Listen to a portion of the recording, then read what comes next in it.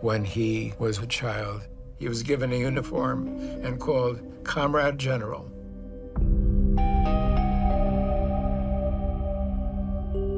At 28, his father died, and he became the youngest head of state in the world.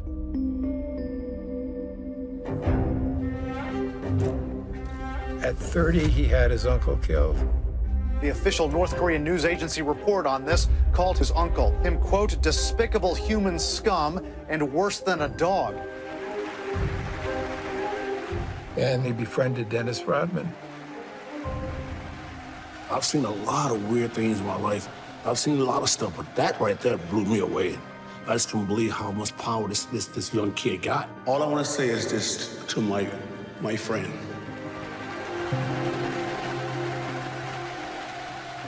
Happy birthday to you. Happy birthday to you. Happy birthday to you. At 34, his half-brother was murdered. Kim Jong-nam died under mysterious circumstances while waiting for a flight at Kuala Lumpur International Airport. And he developed nuclear weapons that could hit America.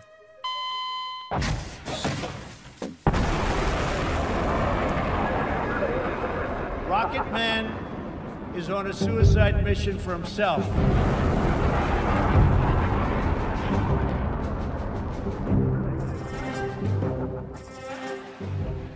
Now the world wants to know what he's thinking and what he might do next. But to get inside his mind, you have to meet his family. It's simply impossible to understand Kim Jong-un and predict his actions without putting that in the context of his father and grandfather. Only 3 men, 1 family, have ruled this country and taken on the world. North Korea should have been handled 25 years ago, 20 years ago, 15 years ago, 10 years ago, and 5 years ago. But I'll fix the mess. Now, as it all comes to a head, this is the story of the Kims, a family of dictators. They've been smart, and they've been ruthless, and they've been single-minded on their overarching goal, which is to preserve the Kim dynasty, to keep the regime in power.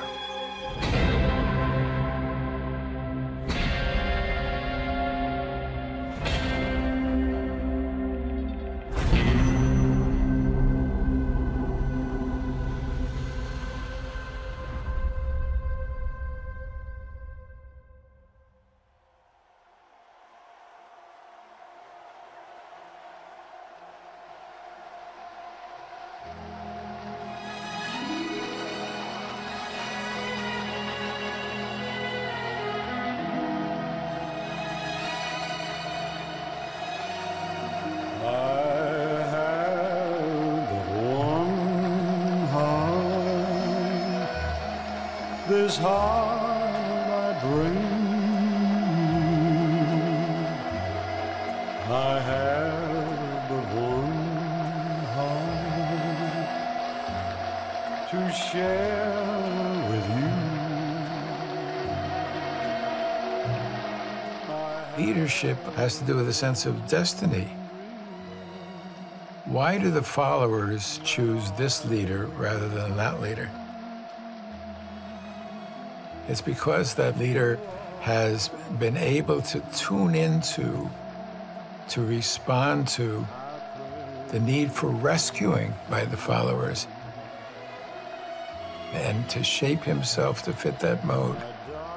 Not consciously, but there is that chemistry between leader and follower that can be so powerful. This way, and nobody else before you ever has heard me say. What is necessary is to ensure the total loyalty of the people. And anyone connected with dissidents, opposition, rebellion must be killed to ensure the purity of the people.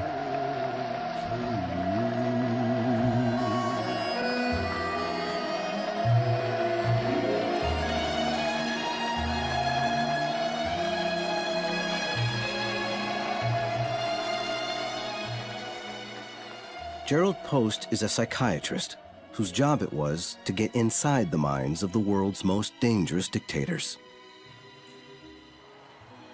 For 21 years, I was leading a new kind of intelligence, really, assessing world leaders for the president, secretary of state, secretary of defense. Kim Il-sung was not just a charismatic leader.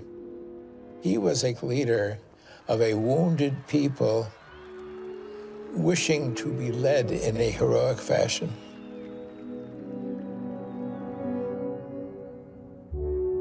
Kim Il-sung had credentials as a guerrilla fighter, and he was a sort of rough and ready fellow. You know, he'd been in prison, he'd been living a scruffy life as a guerrilla for years. He suffered a lot for the sake of his country.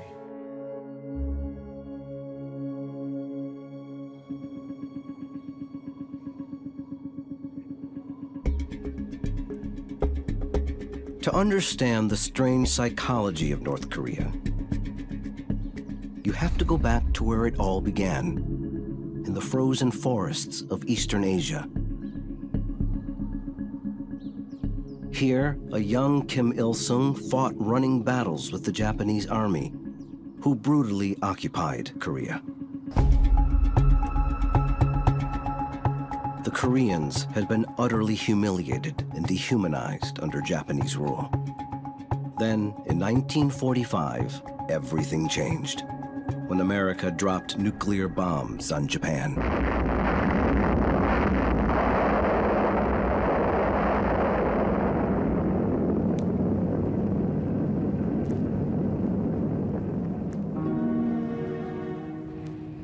And so the Second World War ended, and the Japanese Empire collapsed.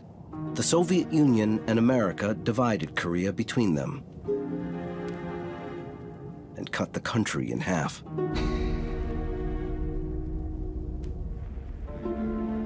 We looked at the map and thought that it would be a good idea if Seoul, the capital of Korea, were in our zone of occupation. And there was no clearly distinguishing geographic feature. But there was the 38th parallel.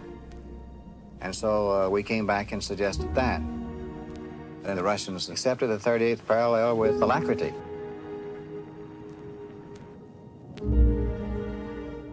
It was Stalin who chose the young guerrilla fighter Kim Il-sung to lead the Communist North. When Kim Il-sung came into power, in effect, he was the puppet of the Soviet Union. At first, the Korean people weren't sure if he was fit to be their leader. 어릴 때 내가 김일성이 봤어요.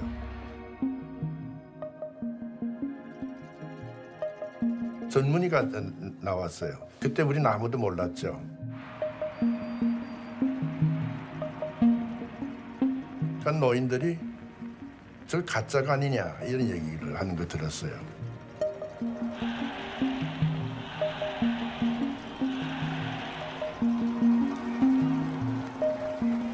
The Japanese invasion had stripped the Korean people of their dignity, and they were hungering for someone who could lead them out of this. And Kim Il-sung, with his eloquent speech, his ideas for independence, gave the people enthusiasm.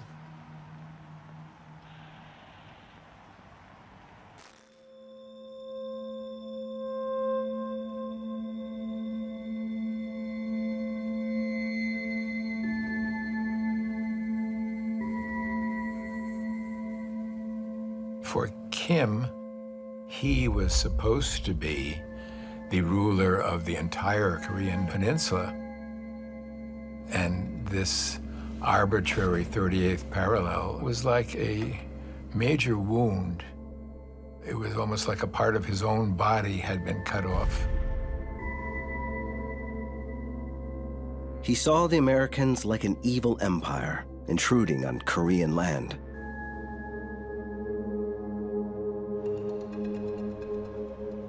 Kim's first big move as leader was audacious. With Stalin's help, he amassed huge numbers of tanks and artillery. And then, in 1950, he invaded South Korea.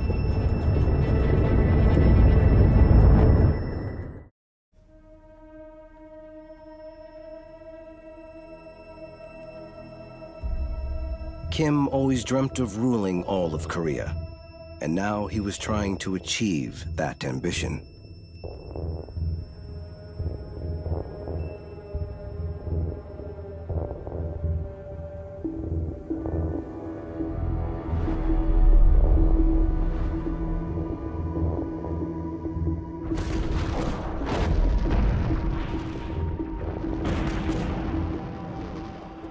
North Koreans were extremely well trained. They were extremely well organized, and they were tremendously motivated.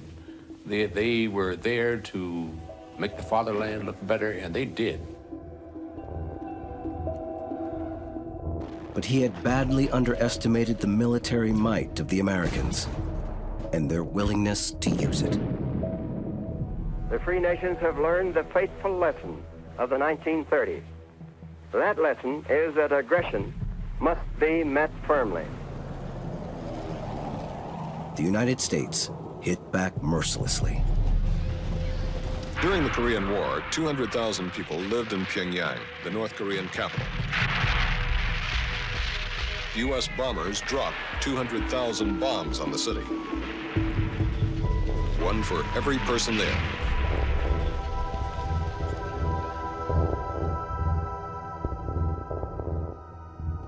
Every city was a collection of chimneys. I don't know why houses collapsed and chimneys did not, but I saw thousands of chimneys, and that was all.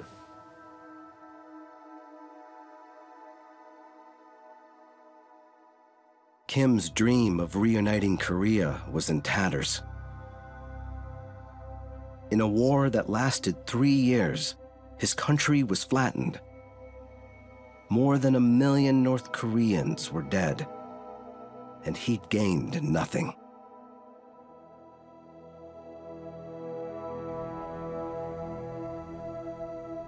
In 1953, Stalin, the man who had put him in the job, died.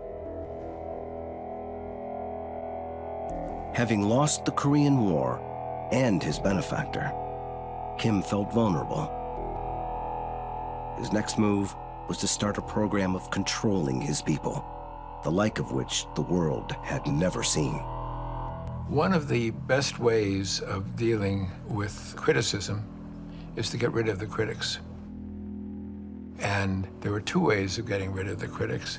One was to kill them, and one was to put them into the gulag. The degree of ruthlessness of Kim Il-sung was quite extraordinary.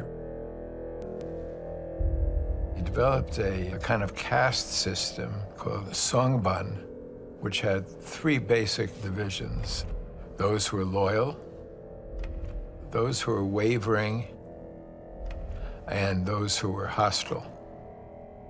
And anyone identified as hostile, including even having an uncle or a grandfather who was disloyal, would lead to all of the extended family being sent to the gulag. 그 연좌제에 의해서 저희는 3대가 북한에 강제 수용소에 끌려갔는데 저희 아버지, 저희 삼촌, 저희 여동생, 그리고 저를 포함해서 5명이 제가 9살부터 19살까지 약 한 10년 동안 그 수용소 생활을 하게 됐습니다. 그러니까 저희 할아버지도 뭐 어떤 죄인지는 지금까지도 알 수 없지만 3년 버틴다는 말이 있어요. 그러니까 3개월 안에 사람들이 다 굶어 죽거나 영양실조가 와서 죽게 되는데 그리고 매장하러 가게 되면 옥수수 국수를 또 줘요, 한 끼.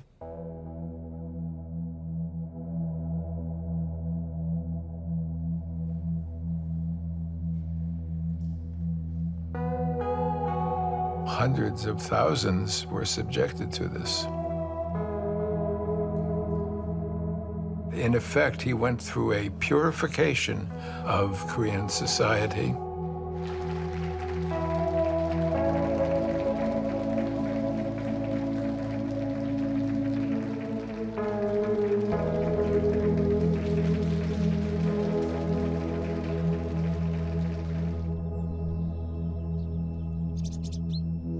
And so by the start of the 1960s, Kim had a grip on the North Korean people.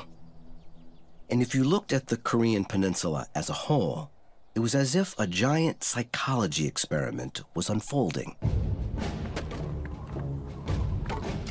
In the North, communism, a planned economy, Soviet-style dictatorship.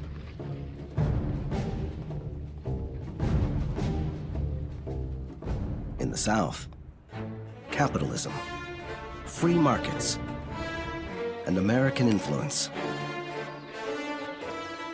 In the first few years, the North's organization and planning looked like it was working. Some even defected from the South to the North. But as the South started to prosper, it would become painfully obvious which system was making people richer.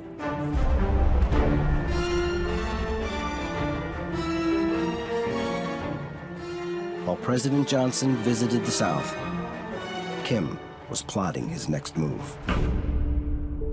The key ingredients of dictators are paranoia, no capacity for empathy, and a willingness to use whatever aggression is necessary to accomplish one's goals. Kim believed that the South Korean people were desperate to be liberated, and given the opportunity, would rise up and support him. So he hatched a plan to kill the president of South Korea.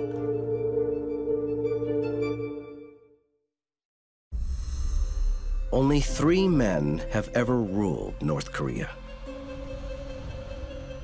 And the template for how to do it was set by the first Kim, the grandfather, Kim Il-sung.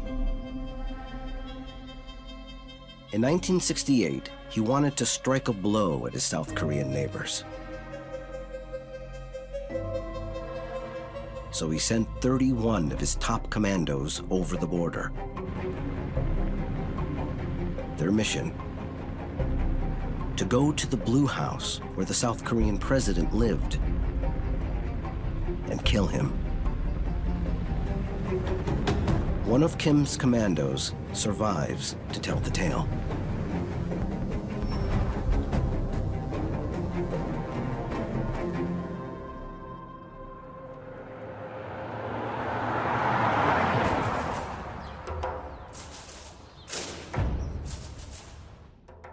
그래가지고 돌격에 들어가는 갈라진 길이 있습니다.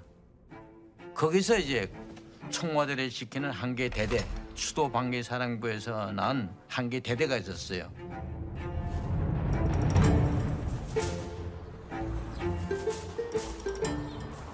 전투가 이제 그저 뭐 그 장갑차가 나고 대단했어요.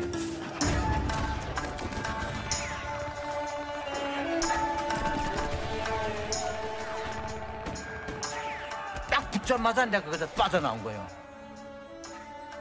전투라는 건 1초 1분 따집니다.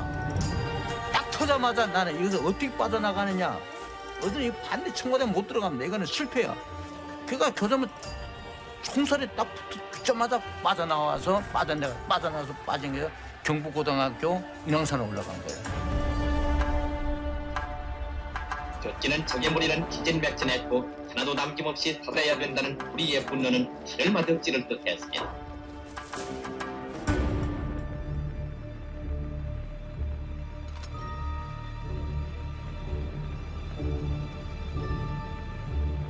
그때 이제 나오면 살려준다. 그러니까 자포고 하려고 내 수류탄 약간 됐다가 고리 뽑으면 터지면 죽죠. 딱 고리 뽑으려고 했는데 자꾸만 살고 싶다는 생각이 그때는요. 김일성의 생각도 안 나고 혁명의 생각도 안 나고 부모 형제 생각도 안 나고 박정희 이름도 생각 안 나더라고요. 그때는 나만 나. 그게 인간의 속성이에요. 나는 누구냐. 그때 25살 때인데 고리 안 뽑고 그냥 땅에 놓고 이렇게 손 들고 나간 거예요. 그래서 그게 투항이 되는 겁니다.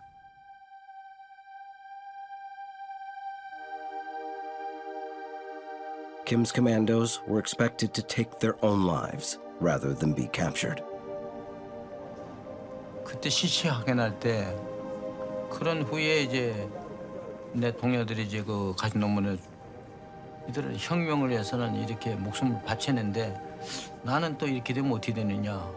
죽은 애들은 보고는 너들은 나보다 낫다. 사상이 훌륭하다. Having not taken his own life, he knew there would be consequences.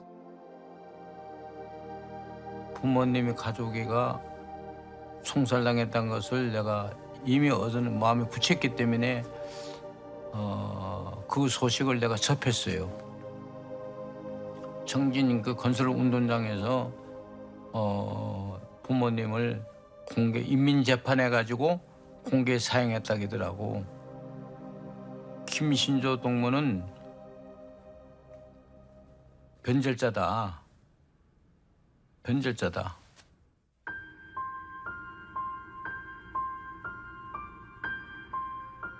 저는 이제 인간 생각으로는 용서 못합니다. 그러나 그리스도 안에서 내가 성직자고 그러나 인간적으로는 나는 안 됩니다. 용서 못합니다.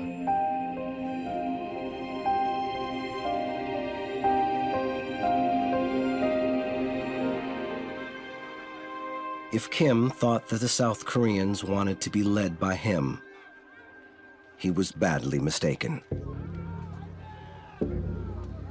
In fact, after the Blue House raid, they burned effigies of him in the streets.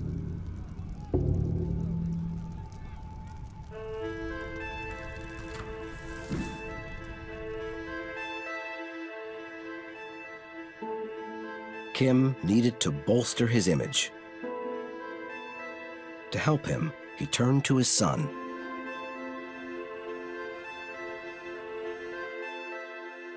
The second member of the Kim dynasty. Kim Jong-il would ultimately succeed his father and prove to be an eccentric and unpredictable leader. But as a young man, he had a genius for propaganda and began the process of turning his father into a god in the minds of the North Korean people.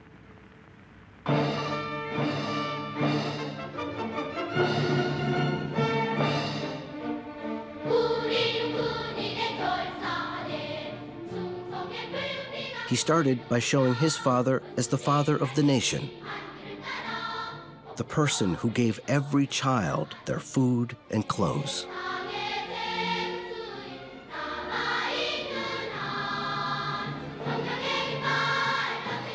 All religions were stamped out, and a massive statue-building program began.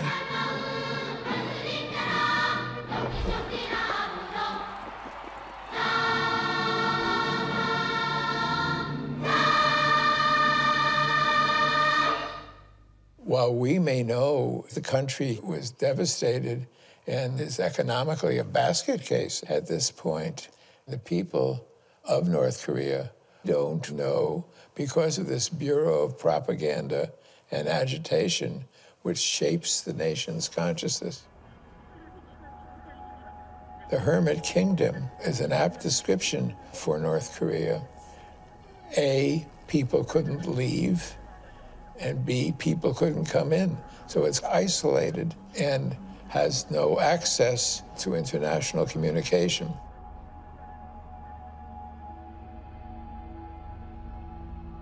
A potent cocktail of isolation, fear, and propaganda put the Kims on the path to becoming gods in the minds of their people.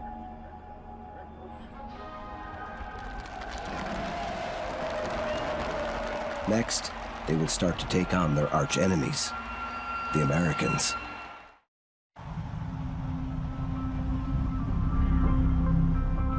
I think it's important to understand the value of enemies. Enemies are to be cherished, they're to be cultivated. It's convenient to have someone to blame for your leadership failures. 위대한 수령 김일성總書記는 우리나라의 정세는 위험이 점리하고 긴장합니다. 미색주의자는 침략 행동을 계속 강화하고 있으며 그들이 새 전쟁 도발로는 더욱더 도골화되어 가고 있습니다. 라고 가르치셨습니다.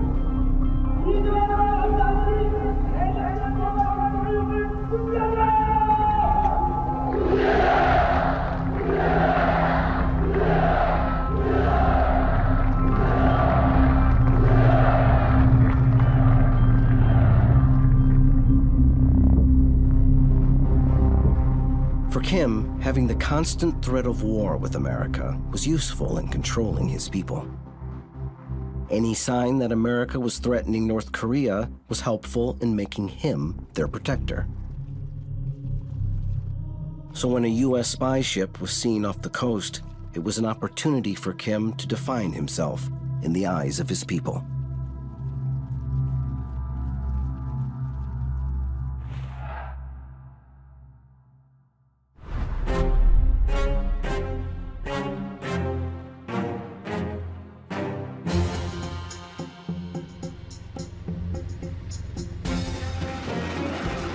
처음에 접근했을 때 저감에서는 깃발을 올린 거 보니까 미국 깃발을 올렸습니다. 그래서 정말 이때 미국 깃발을 볼 때 나의 눈에서는 정말 중화의 불이 있었고 적들에게 정말 당장 달려가서 정말 가슴 찢어서 물에 잡아놓고 싶었습니다. 정말. 그러나 저는 실제 이때 우리 민이 100여 년 전부터 정말 민중화자들은 우리 민을 침략한 침략자고 이런 원수놈들입니다.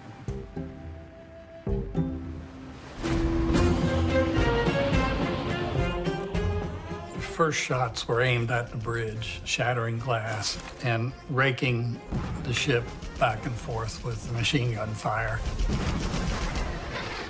The Pueblo was an intelligence collection ship to pick up electronic surveillance in Russia and North Korea, but we were unarmed, totally unarmed.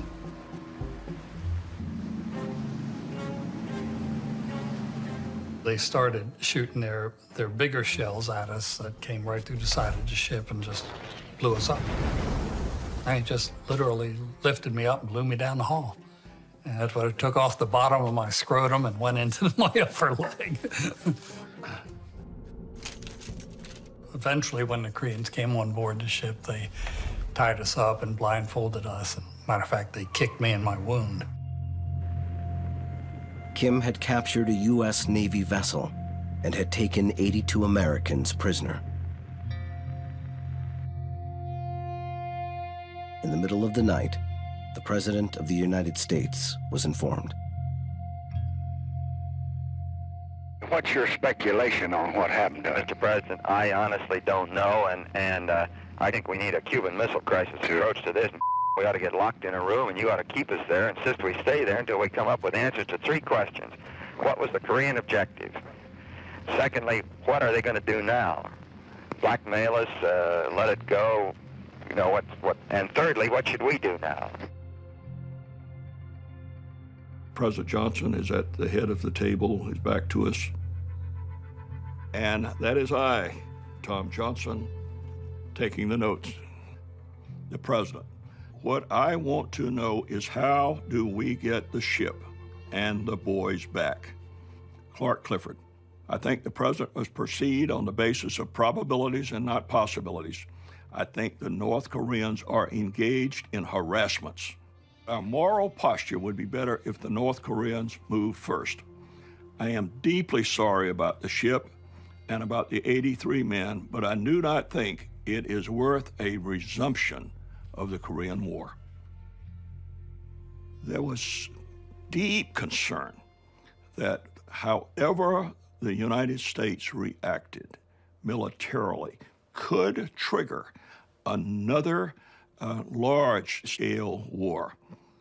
And the United States, to be honest, was not prepared for another large war when we already had a very, very serious war going in Vietnam. And that was something President Johnson wanted to avoid at almost all costs.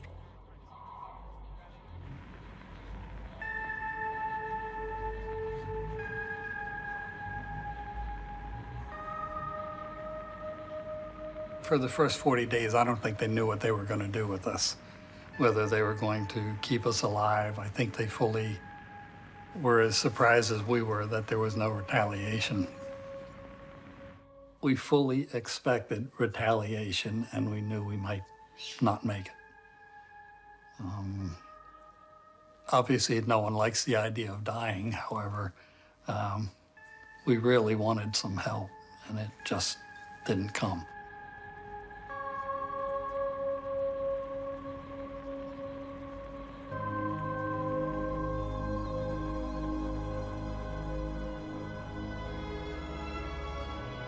Kim Il-sung used the capture of the Pueblo as a propaganda triumph. We never saw him, he never came by, but we're very aware from the very beginning of Kim Il-sung. Actually, you never just said Kim Il-sung. It would be always preceded or followed by these long eulogies of praise. I just memorized one of them for the hell of it. Fearless patriot, ever victorious, iron-willed, genius commander, and one of the outstanding international and working-class movement leaders, Marshal Kim Il-sung. It had to be said with reverence. Actually, we had talked about if he came by, we'd try to jump him and see if we could use him as a hostage to get out of there. Kim paraded the captured Americans in front of the cameras and forced them to confess to having been in Korean waters. The crew unanimously admitted the fact that they had intruded deep into our territorial waters and conducted espionage on 17 occasions and signed a joint apology to the DPRK government.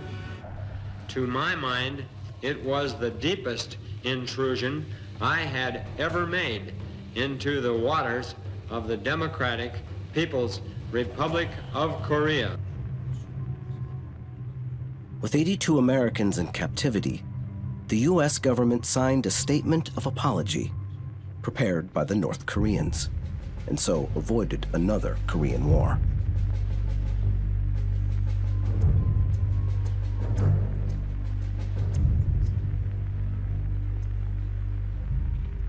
The U.S. representative was so confused that he even forgot to write a dater in the apology. All of a sudden, the beatings just stopped. Everyone that had visible bruises and things like that were doctored up a bit for a trip down to Panmunjom. Turned us loose. Here at the Bridge of No Return, the members of the Pueblo are returning to U.S. custody. The transfer is taking place just 11 months to the day after the Pueblo was captured off Wonsan Harbor. When they reached the free side of the bridge, they began to relax a little, perhaps finally comprehending that the idea and dream of being home for Christmas was all but a reality.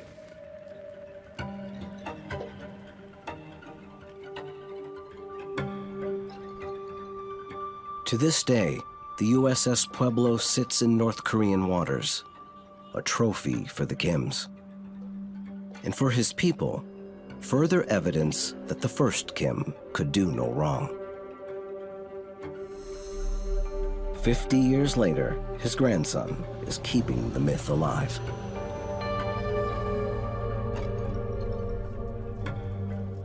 Kim Jong-un in particular is very strategic about what he wears. Often he'll wear, say, a hat and clothes that are identical to an outfit that his grandfather wore. That's a way that Kim Jong-un piggybacks on his grandfather's legacy to legitimize his role as the leader. This is meant to refer back to a certain period in North Korean history. North Koreans are going to remember that. They're going to see that and say, ah, he's just like his grandfather.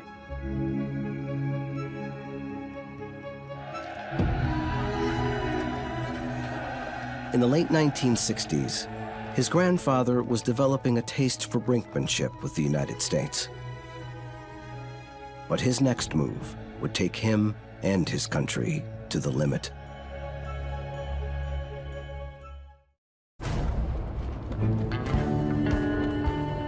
In the 1970s, the world changed. President Nixon went to China to meet Chairman Mao.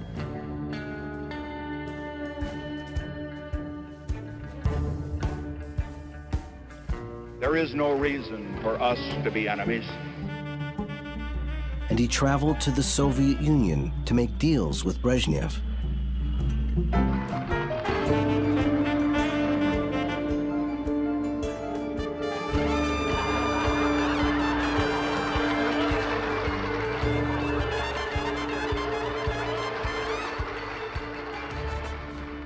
All of which was bad news for Kim Il-sung. He'd been relying on his fellow communist leaders for backup in his battles with America. However, if he was feeling less support, at first he didn't show it, as he continued to attack his enemies.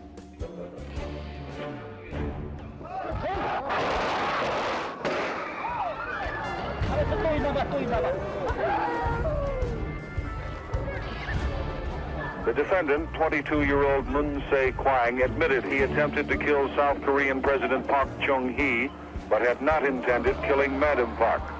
He said he acted under orders from North Korean communist agents in Japan.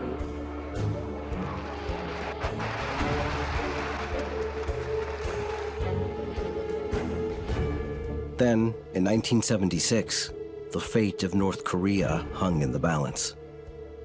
It came down to an event in the demilitarized zone, an event that centered around a single tree.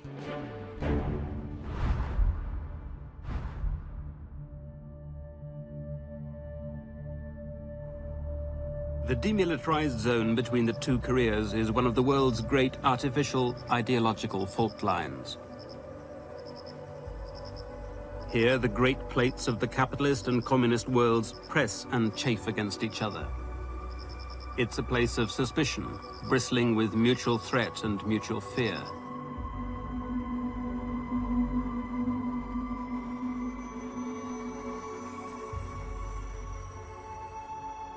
It was a poplar tree, which are usually very slender and don't sprawl, but this tree was a sprawling poplar. It obscured the visibility between two observation posts. So the soldiers had brought it to my attention. I said, well, we'll need to send a work party to go up there and trim the lower branches of the tree. Little did they know that the North Koreans believed that this tree had been planted by their leader, Kim Il-sung.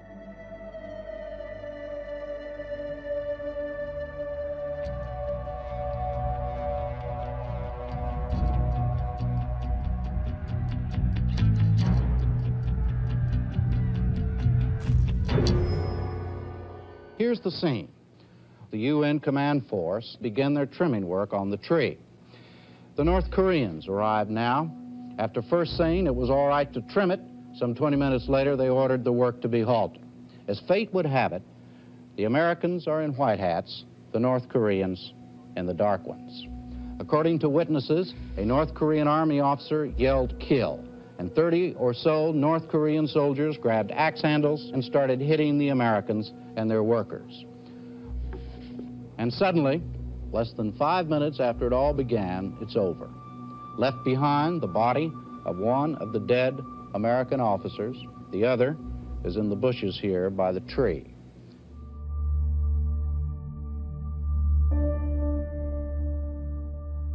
From the moment the incident occurred, I received a call from my Commander-in-Chief, General Stilwell, and he told me, you know, we will have to take some sort of action. It went everywhere from nuke them to run a couple of divisions up there, wipe them out, you know, you name it. The whole gamut of military options.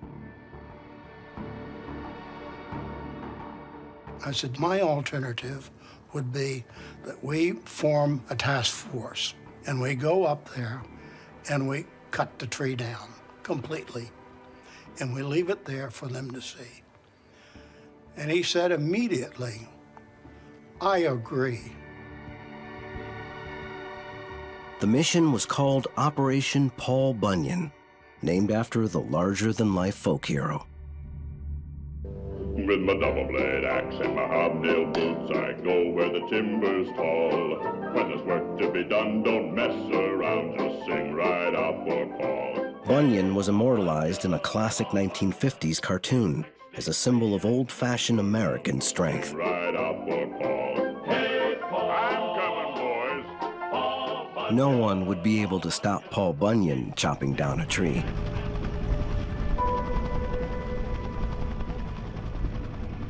Good evening. Circling over a poplar tree in the zone between the two Koreas were 26 armed helicopters, an unknown number of Phantom jets, F-111s, and 3 B-52s flying protection for 300 American and South Korean soldiers who were cutting the tree down. The aircraft carrier Midway cruised off the Korean coast today in response to the murder of 2 American officers in the demilitarized zone between North and South Korea. The Midway and its planes will augment 2 U.S. Air Force fighter squadrons already sent to Korea from Okinawa and Idaho. We assembled the largest combined military operation since the end of the Korean War. Every soldier with a gun pointed into North Korea. President Ford's new secretary, Ron Nessen, said the president himself approved the plan to go in there and cut down the tree. The North Koreans called President Ford a boss of war. I'll take our estimated 3, so I'll take up this time 345.0. I was on the ground going to cut down a tree, but all of this was backing me up. The North Koreans knew the ships were off the coast. They knew the bombers were above them. They could tell that. They could surveil that. I'll anticipate our discretion, okay? It was a tinderbox. Any spark could set it off. As far as I was concerned, it was the last day I'd be alive on this earth.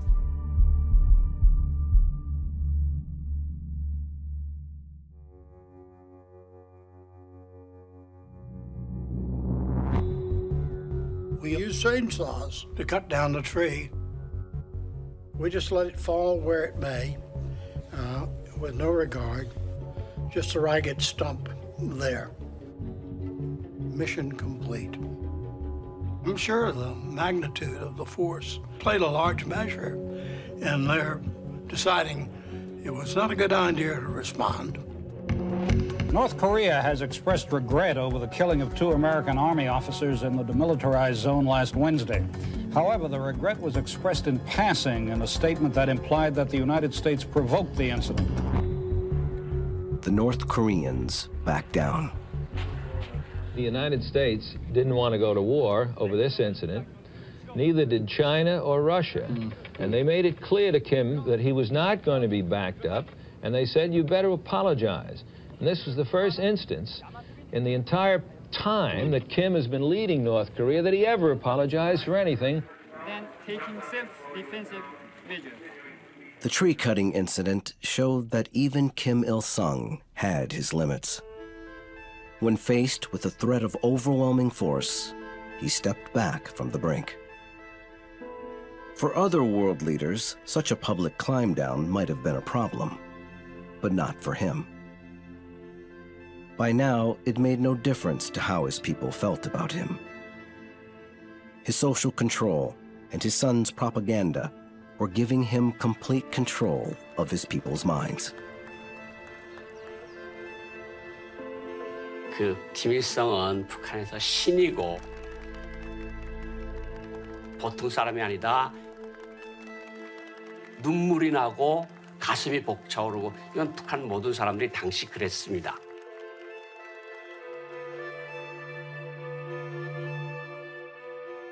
As Kim Il-sung aged and saw time as shortening, they increasingly became preoccupied with getting a nuclear program.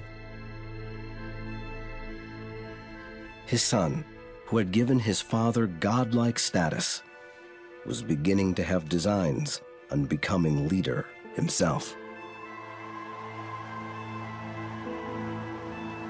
It's always difficult to succeed a great father, but it's almost impossible to step into the shoes of God.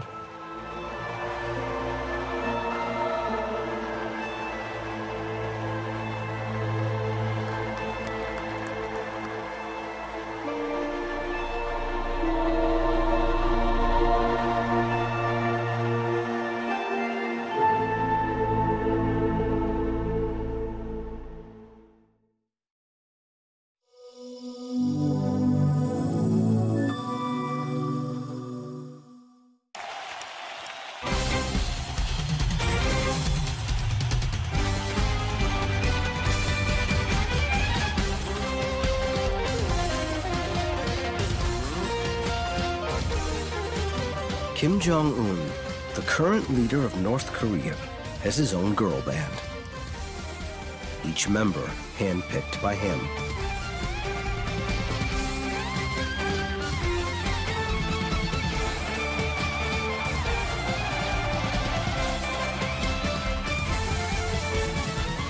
But their act has a sinister edge.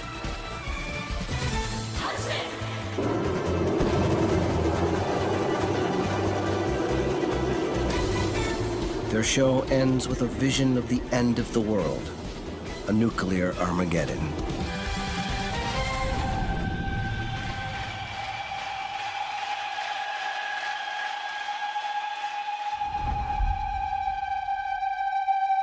It's simply impossible to understand Kim Jong-un and predict his actions without putting that in the context of his father and grandfather. This is the story of the Kims. One family. The first Kim, a man who tried to make himself a god. Kim Il-sung was the founder of the state, the founder of the revolution, a guy who was beloved by the people. To a son who could never match his father. Kim Jong-il was not the obvious candidate to be his father's successor. He was more uncomfortable with people. He kept in the background. He did have the status, but he never had the affection. And a grandson with his finger on the nuclear button.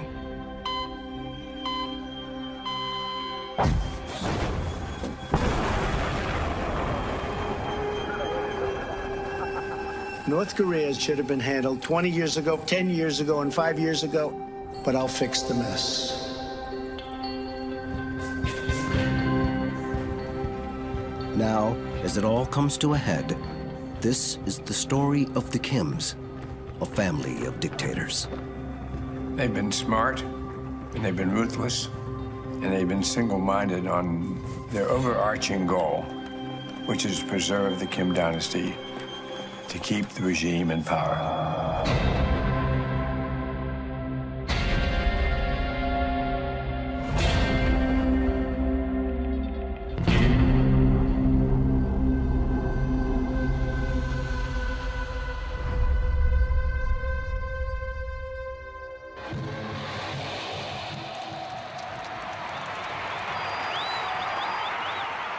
The first Kim ruled North Korea as if he were their god.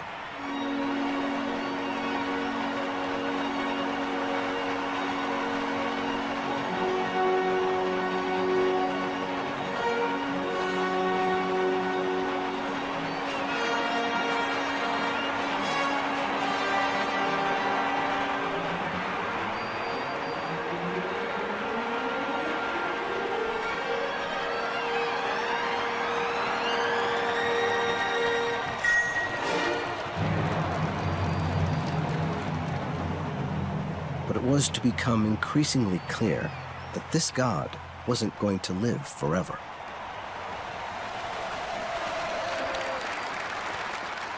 I'm the only journalist, as far as I know, Seoul-based journalist who's ever met Kim Il-sung. And that's this moment. That's me with the hair. When I sort of spoke to him, I just got an impression that he was a little bit out of it, a bit sort of vague. It was kind of like a little bit distracted. We were later told that he was already sick by this time, was in bed, got up for our meeting and went back to bed afterwards. So he wasn't in good shape.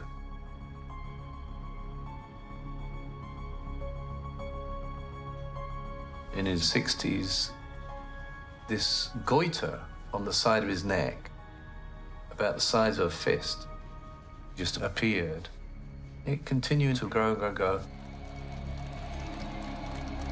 And I think he ultimately came to the conclusion that he needed to have a succession plan. So the world was wondering who he would choose to be the next leader. The favorite was his brother. In the beginning, it was assumed that his heir apparent was going to be his younger brother, Kim Jong-choo. And that person was the head of surveillance of the system, kind of the power behind the throne. The other obvious candidate was his son by his second marriage, said to be highly intelligent and like his father. You also had a son who was very popular within the military, beloved by many parts of the old guard. The person no one was expecting to succeed was his other son, Kim Jong-il, the head of propaganda. He had no experience in the military, privileged, raised in a bubble. He's enamored with movies and things like that. Kim Jong-il decided he wanted to be the next leader after his father, but all he really knew about was movies. The Godfather is a very significant movie for Kim Jong-il. It can be seen as almost a literal model for the Kim dynasty. Gerald Post's job was to brief the President of the United States on the mind of Kim Jong-il. I was trying to understand what shaped this individual. From what we know, he was, on the one hand, pampered. There's a story. He had someone whose only job was to examine each grain of rice before it passed his precious lips. His mother died when he was but a child. At the same time, he had little contact with his father. So Kim Jong-il was a lonely boy, an isolated boy. He had a need to feel validated, to feel loved. At the same time, he was living in the shadow of his father. Kim Jong-il was not the obvious candidate to be his father's successor, but he made up for it by becoming his father's great propagandist.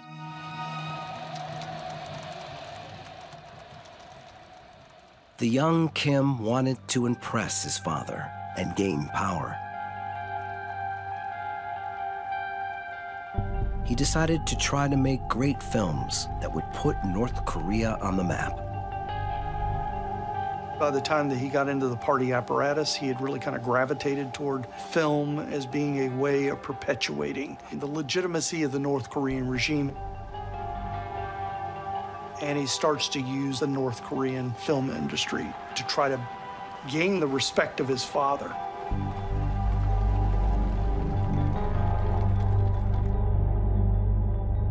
The problem was he didn't think the North Korean film industry was any good.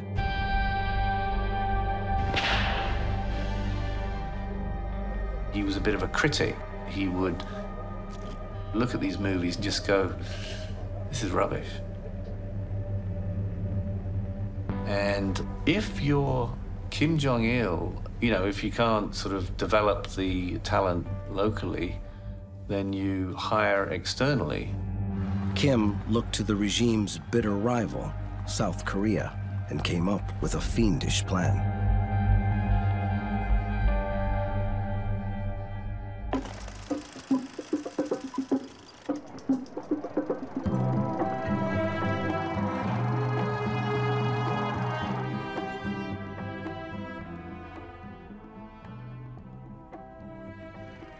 네, 저희 아버지는 한국 영화계를 대표했던 이제 신상옥 감독님이시고요. 저희 어머니는 대한민국 최고의 여배우이신. 너무나 가슴이 벅차올라서 뭐라고 말씀을 드려야 좋을지.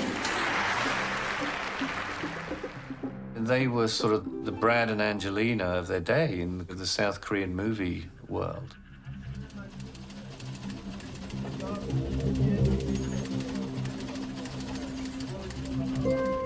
Then she disappeared in Hong Kong. 걱정하지 말아라. 내가 어머니를 찾아올 수 있을 것 같다. So the film director went to Hong Kong to search for his wife.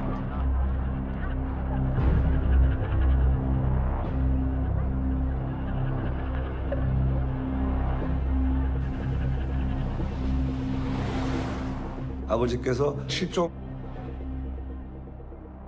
깜짝 놀라고 정신도 하나도 없었고 이제 어머니나 아버지에 대한 생각이 처음에 1년은 그래도 돌아오시겠지. 처음에 1년은 그래도 돌아오시겠지. 그리고 또 1년은 못 오실 것 같다. 그 다음 1년은 이거는 돌아가신 거다.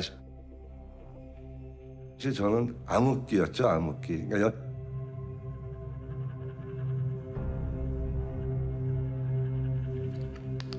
북한에서 저희 식구들한테 녹음 테이프가 왔어요.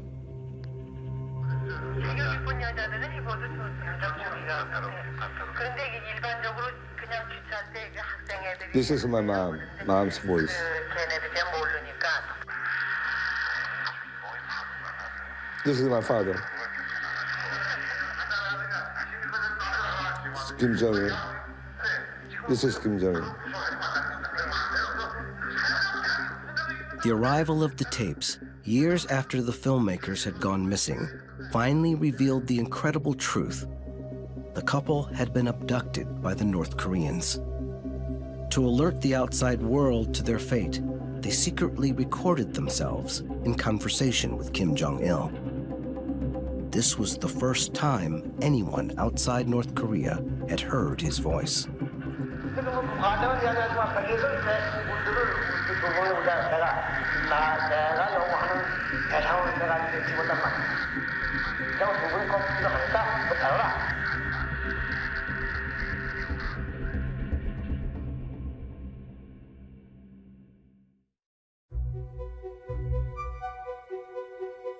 In 1978, the first Kim is in control of North Korea.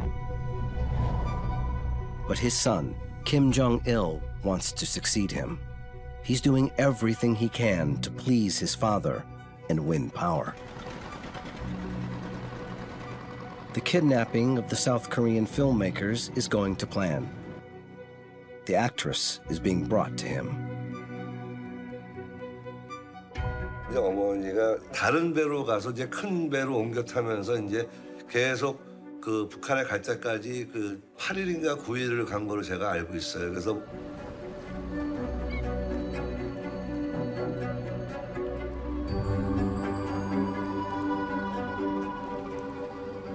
말할 수 없는 공포감을 느끼셨다고 그러고 나 어디로 가는 거냐고 했을 때 배에 있는 사람이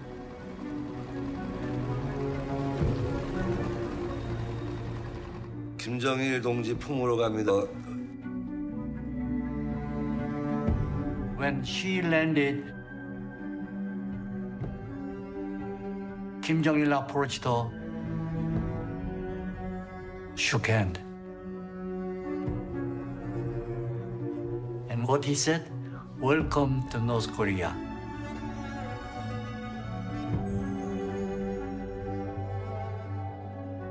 Once they'd arrived, he said, the reason I brought you here is to help our movie making, help improve our industry. And this is what they did for several years. In 8 years, they made 7 films. Kim Jong-il provided all kinds of support, facilities, studios, finance, and everything. Kim Jong-il was so happy. Oh, they are my people now, 100% my people. Kim Jong-il decides, I need some help on being able to build up my film industry. Well, why don't we go kidnap somebody from South Korea and bring them in? It's one of those very personal solutions, which from the outside looks very bizarre. But when you look at it from the inside North Korea, this is a decision made by an individual who had no checks and balances on him. And so he decided, make this happen, and it was done. His plan was to use them to win international recognition for the North Korean film industry, which would prove his worth to his father.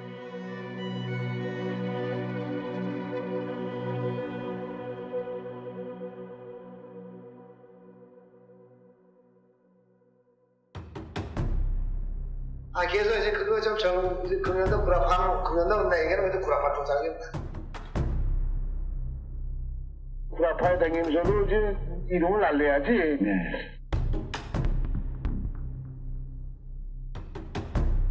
말은 없어도 행동과 그 제스처를 가지고 그놈들이 부러워도 하면서도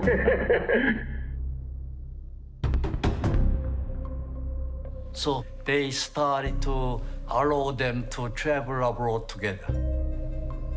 So he started to make his escape plan. So I was selected to handle this operation.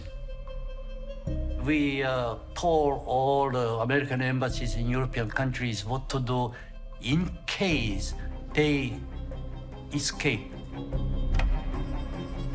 Now, the couple had gained Kim's trust. They traveled to Vienna, supposedly on a business trip to discuss film distribution. The next morning, they managed to slip past their guards. In the hotel's lobby, they met a journalist who bundled them into a taxi.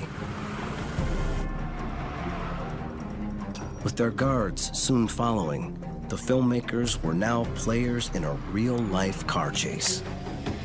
Then, by pure luck, their car passed through some lights, just as they were changing.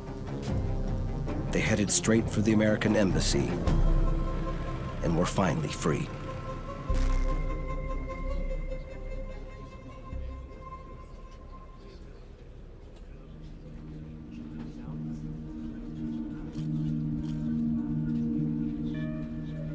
부모님이 이제 탈출했을 때 그때의 기쁨이야 말할 수 없지만 죽을 때까지 만날 수 있으리라고는 생각을 해본 적이 없었죠.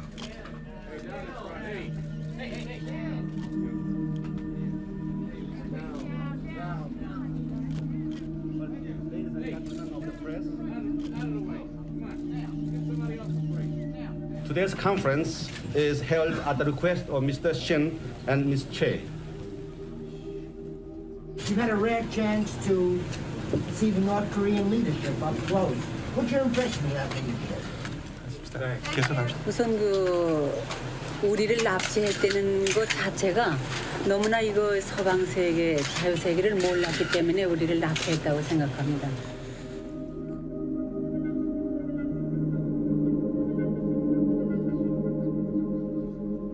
김정일이도 자기가 납치를 해서 좋은 영화를 북한 영화의 발전을 한층 업그레이드 시킨 거에 대해서 김정일이라는 사람은 일단은 저희 어머니와 아버지하고 저를 갈라놓은 사실 원수입니다. 그래서 He believed he can do anything he wants to do. He was that kind of person.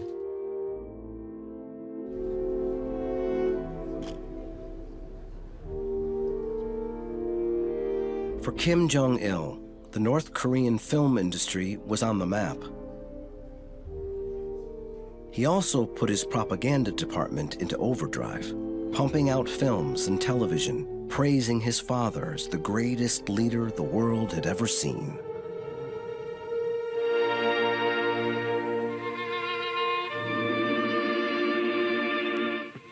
Nobody in the world has ever dedicated all his life to the people's cause for so many years and undergone so many hardships as our leader has done. Whenever I think of the leader working restlessly for the people's happiness, I feel my eyes moisten.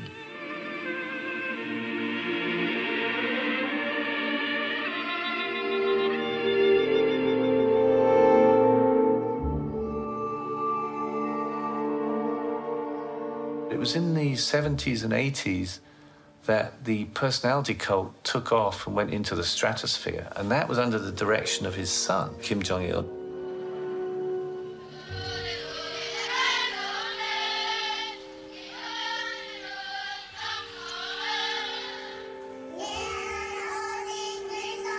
He stepped up his statue-building program to heap praise on his father.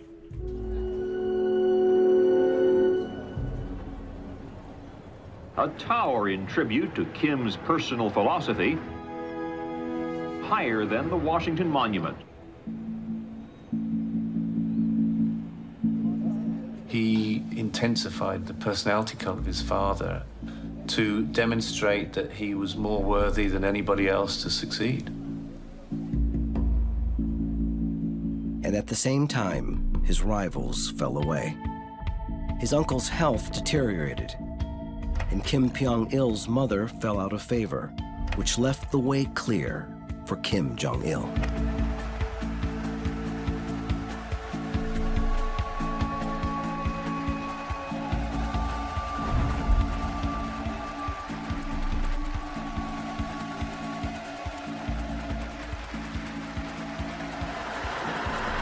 To the surprise of his placemen in the North Korean power structure, the great leader appointed his son, known as the Dear Leader, as successor in the event of his mortality. When you look at what North Korea policy is all about, it doesn't make a whole lot of sense unless you tie it into the Kim family.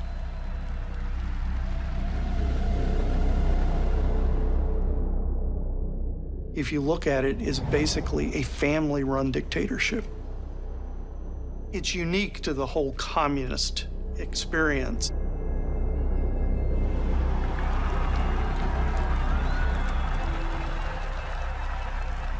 Kim Jong-il had achieved his ambition, but he still had a problem.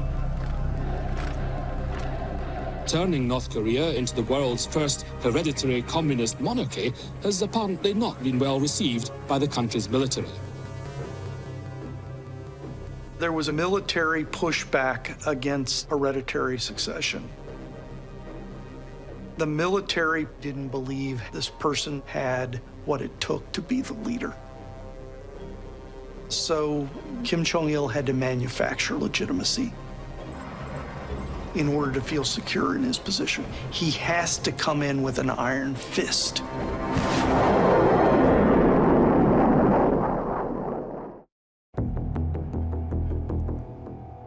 By the start of the 1980s, North Korea had their next leader lined up, but he looked like a man with something to prove. The U.S. government was gravely concerned. Kim Jong-il was dangerous. He was living in the shadow of his father. And he had a need to be respected. America's top-of-the-line spy plane, the SR-71 routinely flies at the edge of space at 3 times the speed of sound. Its spy cameras are capable of looking hundreds of miles into hostile territory, providing the U.S. with some of its most detailed intelligence. He was shaped from boyhood on.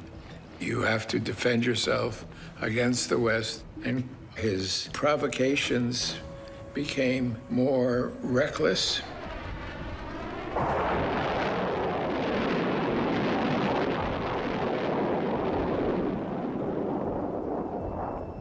Good evening. The United States now insists there is no doubt about it.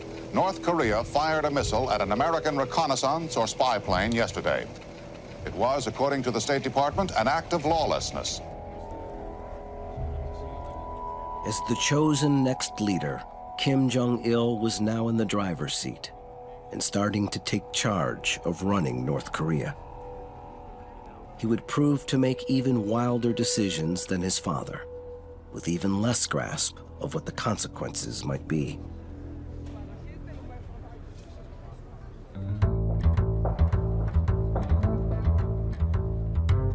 One of his first moves was to put his embassies to work, to bring him his favorite feature films. Kim Jong-il got all the latest movies illegally copied by diplomats in North Korean embassies around the world.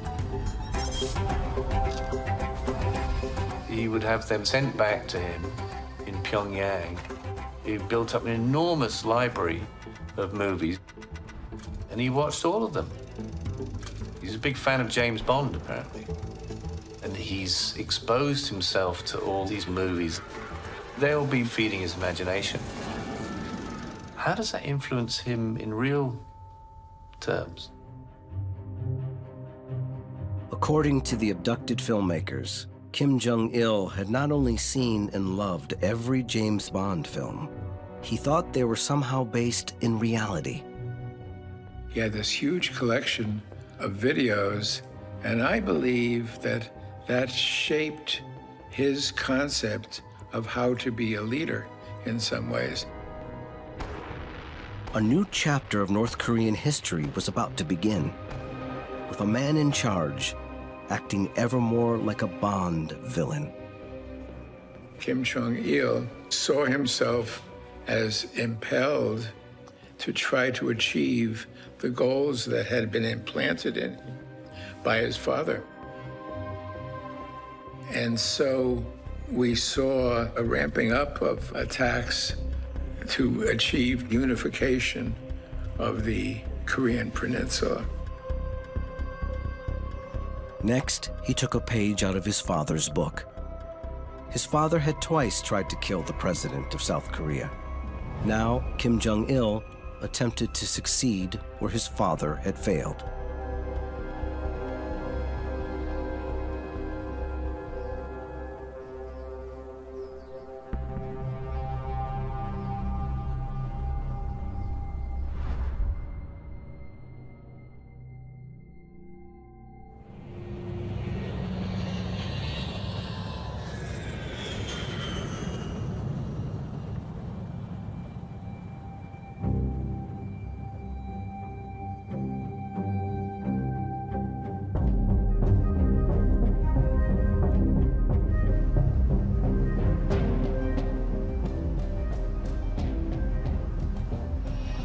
President Chun of South Korea and his party are optimistic about their six-nation tour of Asia. The South Korean delegation included Choi Jae-wook.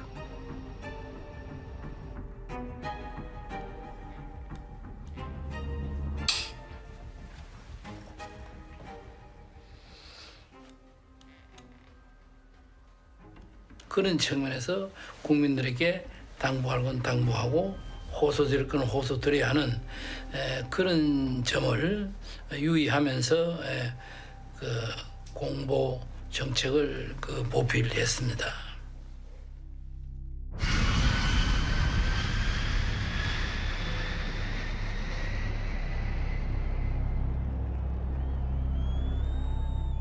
동시 수교였지만은 우리 편을 끌어들인과 동시에 우리의 경제 진출도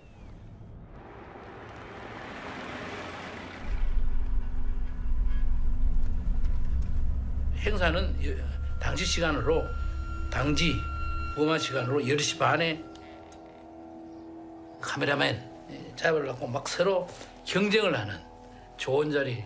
나는 공보비서관이니까 이제 기자들하고도 좀 친하고 하니까 그 좀 인원에서 잘 하라고 아마 내가 그런 얘기를 한 게 있어요. 그래서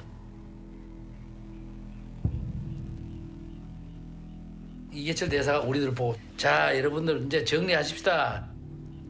대통령께서 이제 조금 있으면 오십니다. 하면서 이제 그 참배 대열 16명이 대열이에요. 지금쯤 이제 곧 넥타이를 고쳐매야 되겠다 하고 한 30초 걸렸나 모르겠어. 넥타이를 딱 고쳐고 자세 똑바로 딱 하는데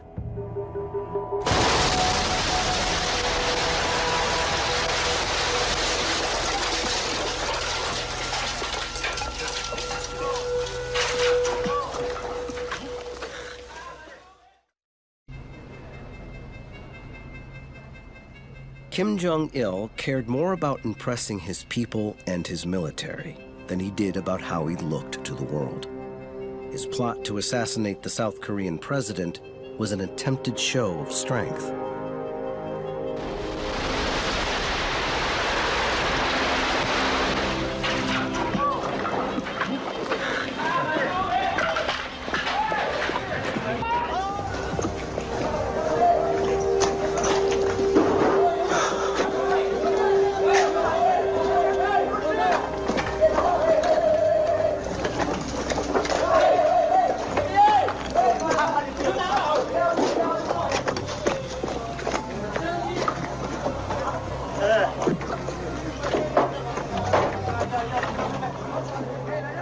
가래가 이렇게 쌓였어요. 내가 깨보니까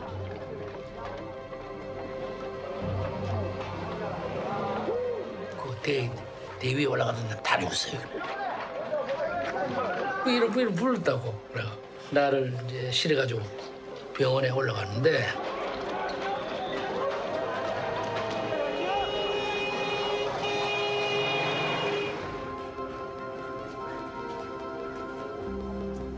South Korean President Chun Doo-hwan returned to Seoul today to sort out the political and personal pieces of yesterday's bombing in Burma. A bombing meant for him that instead killed 19 other people, including 16 Koreans, 4 of whom were members of Chun's cabinet. Chun's motorcade had been delayed in traffic. The president was minutes away when the bomb went off. burma 그 법원에서 발표를 하고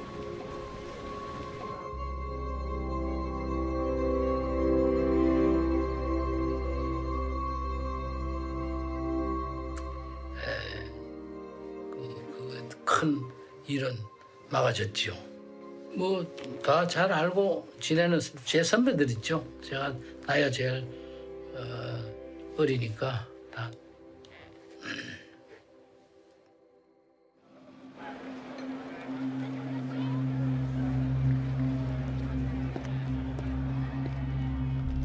Ronald Reagan flew to South Korea and gave a speech to the American troops stationed in the demilitarized zone. Attack! Hut!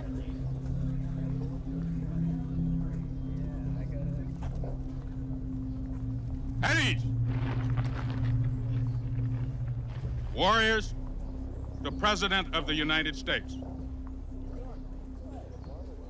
Thank you very much, Colonel. There's no better proof of the relationship between strength and freedom than right here on the DMZ in Korea. You stand between the free world and the armed forces of a system that is hostile to everything we believe in as Americans. The communist system to the north is based on hatred and oppression. Its attack against the leaders of the South Korean government in Rangoon made clear what kind of enemy you face across the DMZ. Over the years, the reckless action of the Kims led to international sympathy and support for South Korea. The conclusion in South Korea, in the intelligence world, was that Kim Jong-il was kind of out of place as a leader. Actually, he was more like some kind of Hollywood director type of character.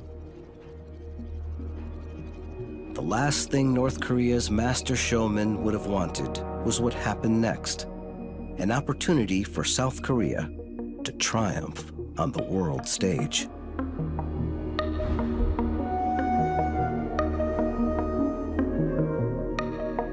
News today of the 1988 Olympic Games. The International Olympic Committee awarded the Summer Games to Seoul, the capital of South Korea. La 16e Olympiade en 1988 reviendra à la ville de Séoul. Seoul, capital of South Korea, being awarded the Olympics was a moment of recognition. And I felt at the time that the world was symbolically acknowledging the ascendancy of South Korea over North Korea. Rocked by this announcement, Kim made a wild demand. He announced that North Korea would co-host the Games. And before he got an answer from the Olympic Committee, he started building stadiums. The vast propaganda machine here is still demanding that the North be allowed to co-host the Olympics with the South. It's a monumental effort. New sport complexes are growing like mushrooms all over Pyongyang.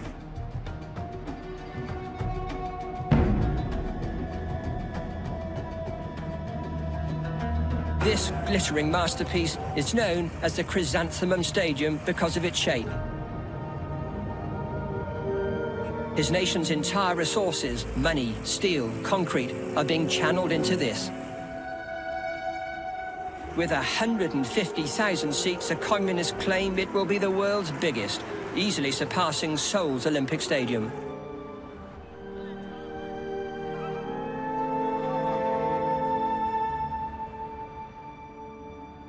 Kim's gamble was build it and they will come. The Olympic Committee did politely pay a visit to discuss sharing the Games, but ultimately they decided against it. Seoul, the South Korean capital, would host the Games alone. As excitement built in South Korea as the Games approached, there was always the worry about what the North Koreans might do next. We certainly cannot rule out the possibility that they would attempt to disrupt the Olympics. The only thing North Korea has ever been internationally competitive in is the ability to cause trouble. What does that mean? Well, that means a bit of terrorism, basically. This week, the South Koreans did some pretty public advertising on how prepared they are to keep the Games secure. An elite anti-terrorist task force has been in training here for more than 2 years, perfecting ways to overpower hijackers, preparing for the worst.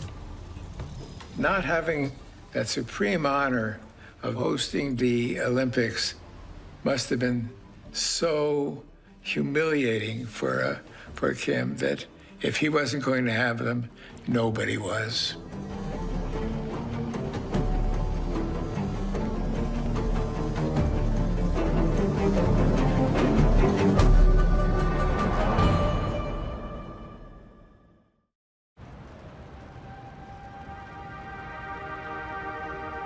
The Olympic flame which burns in Seoul is more than a symbol of preparedness. It heralds the emergence of a country which has become the new economic miracle of the 20th century.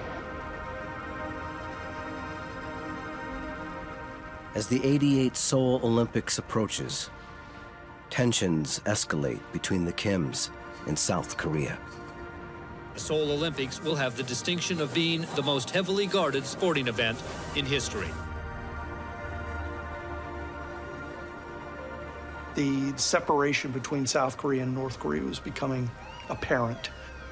Everyone felt the fear of possible terrorism. A U.S. carrier task force is even sitting offshore as a deterrent to possible North Korean aggression. Kim Jong-il appealed to the Soviet Union and China to boycott the Games. But even his communist allies let him down and decided to take part. He had spent a lot of time and effort courting fellow communist countries, and the fact that many of them were going to come to the Olympics was a slap in the face. For Kim Jong-il and his father, it really turned their vision of the world upside down.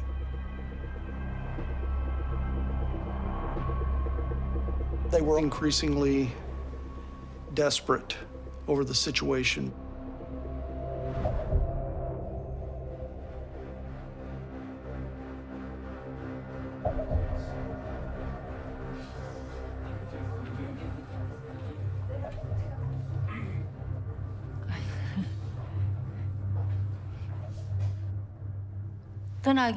출발하기 전날 메트로폴 호텔에서 폭발 액체 폭약과 파나소닉 라디오를 인계받았습니다. 거기서 앉아서 기다리고 있는데 그때 폭발하게 된 스위치를 눌렀습니다. 병에 꼭 양주 색깔같이 그랬습니다. 근데 무게는 파나소닉 라디오를 인계받았습니다.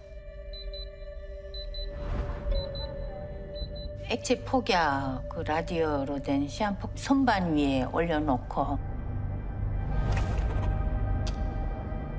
기다렸다가 아부다비에 도착했어.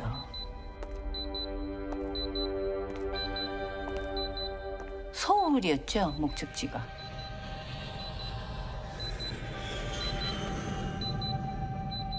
아주 짧은 순간, 여기 있는 사람들이 죽는다 하는 생각이 짧은 순간 스쳐 지나갔어요. 근데 그런 생각을 지워버렸어요.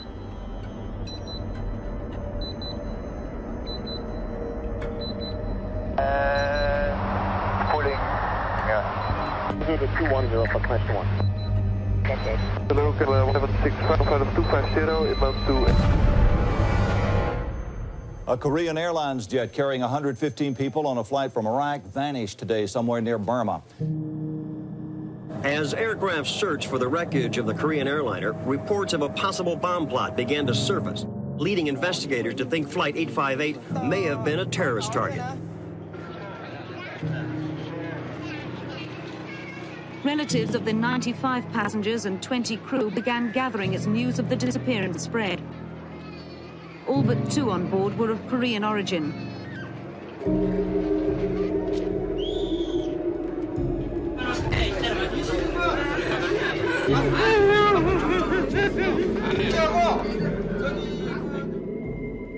그리고 뭔가 통일을 위해서 제가 통일을 위해서 이렇게 일을 해왔기 때문에 통일에 기여한다고 생각을 해서 저는 버스는 돼 있어요.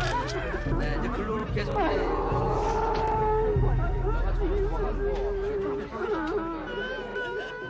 본인이 명령을 받으면 그냥 무조건 가서 수행하는 것 같이 되어 있는 게 북한입니다. 그래서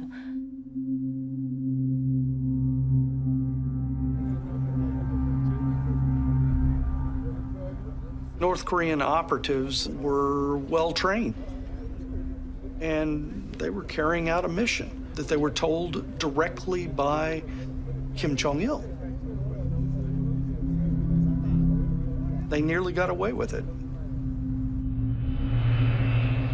사건이 난 이후에는 저는 한국으로 체포되어서 이송이 되었습니다. 그러니까 만약의 경우를 생각해서 독약 앰플을 가지고 떠났습니다. 그러니까 독약 앰플을 주는 이유가 만약의 경우에 아마 깨무는 순간에 옆에서 쳤기 때문에 제가 뭐 다 못 들어가고 절반만 들어가고 아마. The mouth of 26-year-old Kim Hyun-hee was taped up to prevent her poisoning herself. Miss Kim and another North Korean agent who did commit suicide blew up a South Korean airliner, killing over 100 people.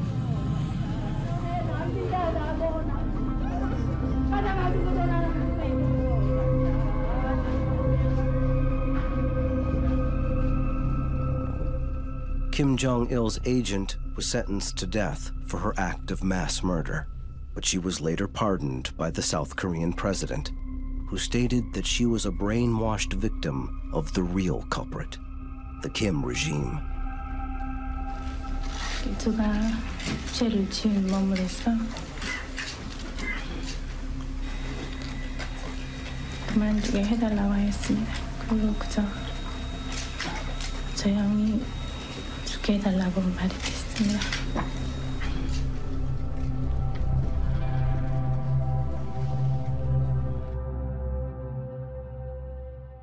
제가 아직 검찰에서 조사를 받을 때 그 88 서울 올림픽이 TV로 봤습니다. 근데 For the next 2 weeks, a worldwide audience will be treated to the 24th Olympic Games. South Korea, whose capital is the site and whose country is in the world's eye as never before. A moment of national pride, especially when more than 9,000 athletes finally marched in, the largest number in Olympic history. The first games in 3 decades with the U.S., China, and the Soviet Union all competing.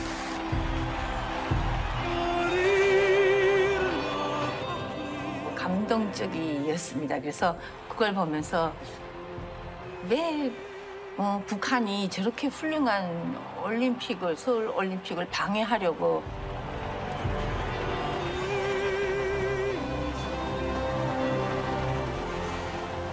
The Olympics, in a way, were the end of a disastrous decade, but were just the eve of a far more disastrous one for the North Koreans. Welcome, athletes of the world.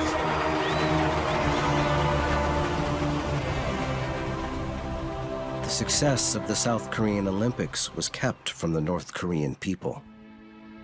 Instead, they watched TV shows like this.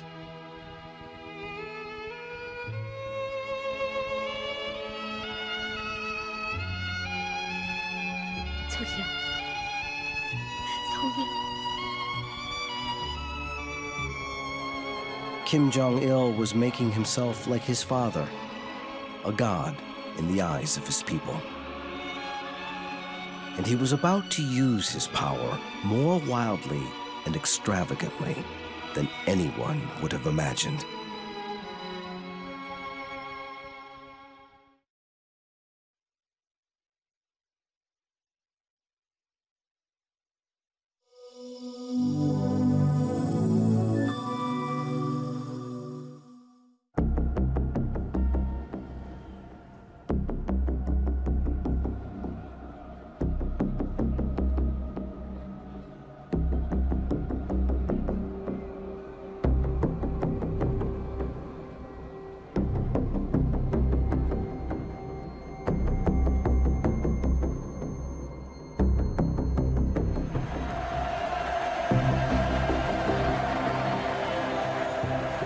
It's simply impossible to understand Kim Jong-un and predict his actions without putting that in the context of his father and grandfather.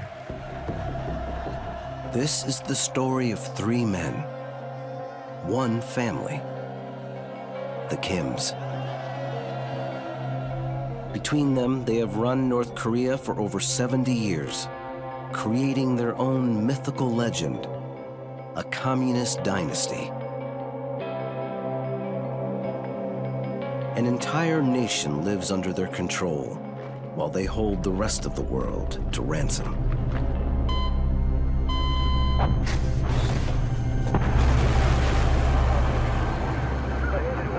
Rocket Man is on a suicide mission for himself. As Kim Jong-un plays his game of nuclear poker, he follows the lead of his grandfather, Kim Il-sung, and father, Kim Jong-il. Kim Jong-il was a playboy. He was sort of erratic. Our problem was, can you trust this man? Surrounded by enemies, a cunning dictator will stop at nothing to stay in power. There's always some paranoia, there's always some plot going on. While his people starve, he reaches for the nuclear button, creating a narco-state to fund his missile program and lavish lifestyle. You cannot survive and live there unless you're Kim Jong-il. Seen through the eyes of the regime's friends and many enemies, the Kims, one of the most notorious dynasties of modern times. They've been smart, and they've been ruthless, and they've been single-minded on their overarching goal, which is to preserve the Kim dynasty, to keep the regime in power.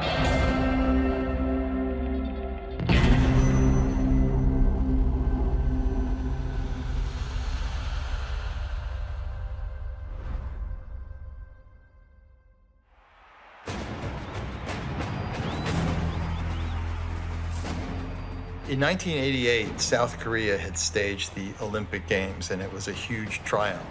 In 1989, North Korea staged its response.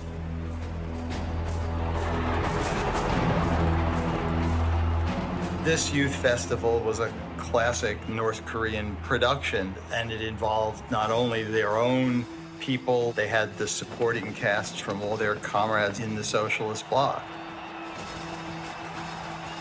It was a way for them to try to boost the image of North Korea and to show that they had friends all over the world.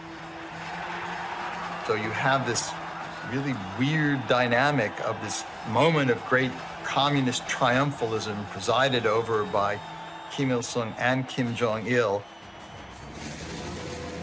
when the edifice underneath was so weak, and in a matter of months, it was all going to come crashing down.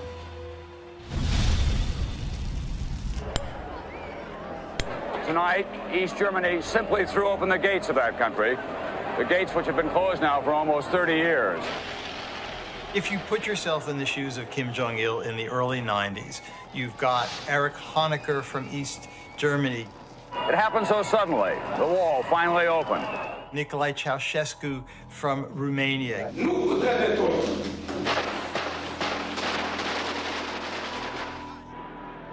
And the Soviet Union. These are all North Korea's friends, and they've all ended up in the dustbin of history, and this has to have generated considerable anxiety and unease about the ability of North Korea to stay afloat. I first went to North Korea in 1989, and that was the first of what eventually became 17 trips over almost 25 years. The way to look at North Korea is like a 15th century Korean kingdom in which you have the emperor, who is the son of heaven, and the dynasty that springs from that. The grandfather of the dynasty, Kim Il-sung, has been North Korea's unchallenged ruler for the last 4 decades. Now, the end of the Cold War triggers the start of the handover of power to his chosen successor, his son, Kim Jong-il.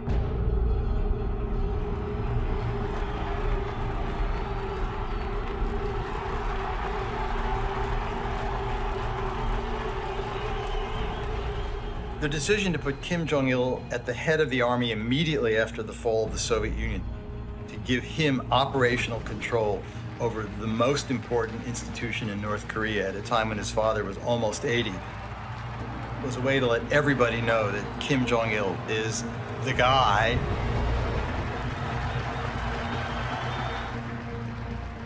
아버지하고 성품상으로 많이 차이가 납니다.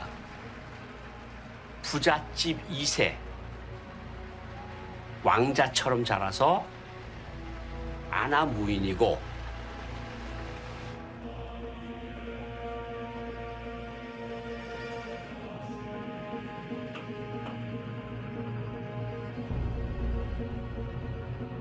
자기 권력에 대한 도전, 그것을 가장 두려워한 것 같고 강박관념 같은 것이 심해서 외부의 적에 대한 두려움도 굉장히 강했고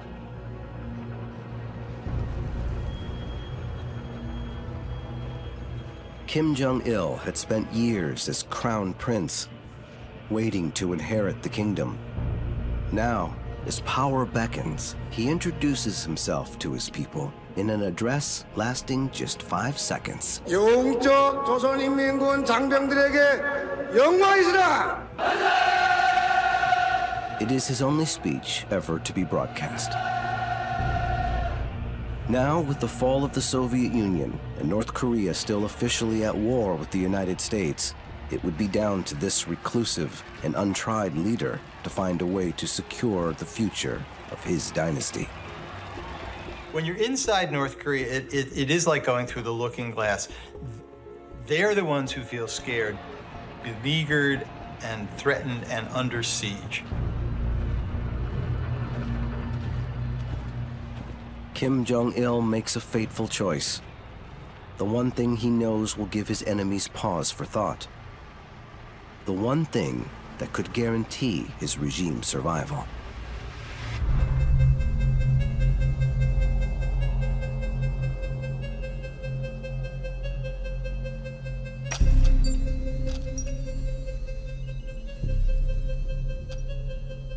We discovered through overhead photography that they were developing a complex at Yongbyon that seemed to have no purpose other than the production of plutonium.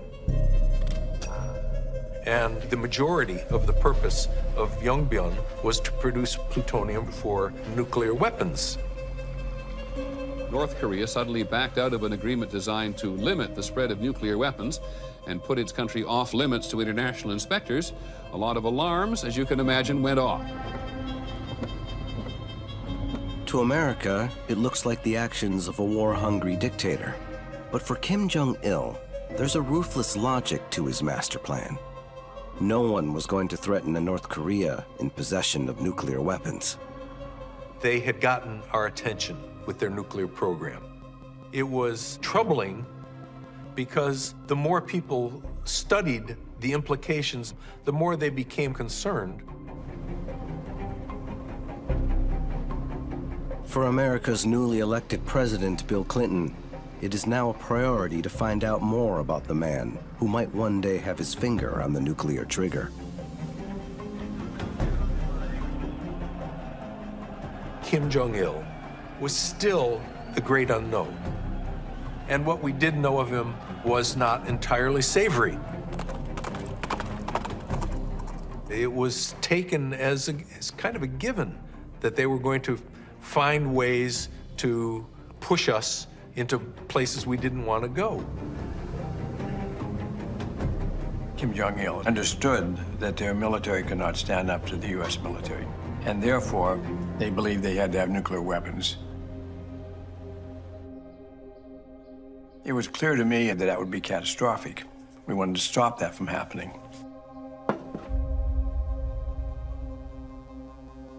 The question was how to do that. I was prepared, given the authorization from President Clinton, to use conventional cruise missiles to destroy their nuclear facilities. That would have stopped the nuclear program cold.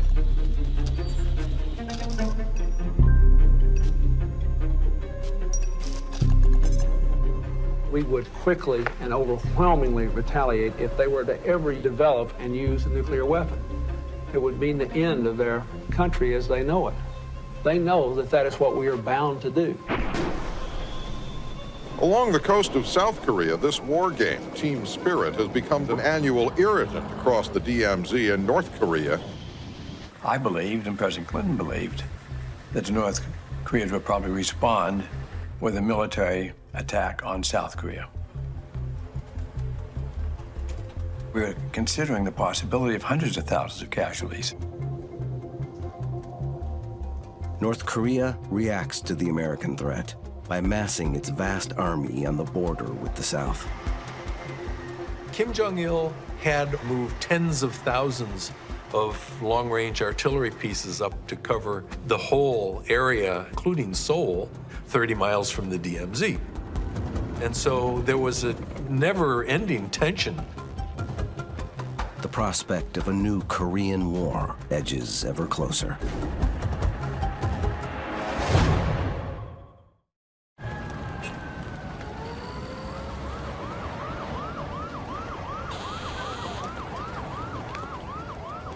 In the South Korean capital, Seoul, the city braces itself for an imminent attack by the North as the United States moves closer to a surgical strike on Kim Jong-il's nuclear complex. Kim Jong-il had played the nuclear card and taken North Korea to the brink of a new war with America. But now his father, Kim Il-sung, still officially North Korea's supreme leader, is forced to step in and take control of the crisis. Kim Il-sung believed he had overplayed his hand. He did not want a war with the United States. So he invited former President Carter to the North.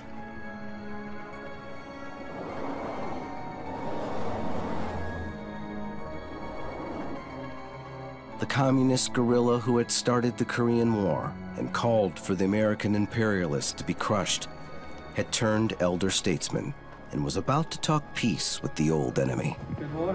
안녕하십니까? 환영합니다. Welcome to our country. 환영합니다. To be here, sir. 여기에 온 것을 대단히 감사하게 생각합니다. This is my wife, Rosalind.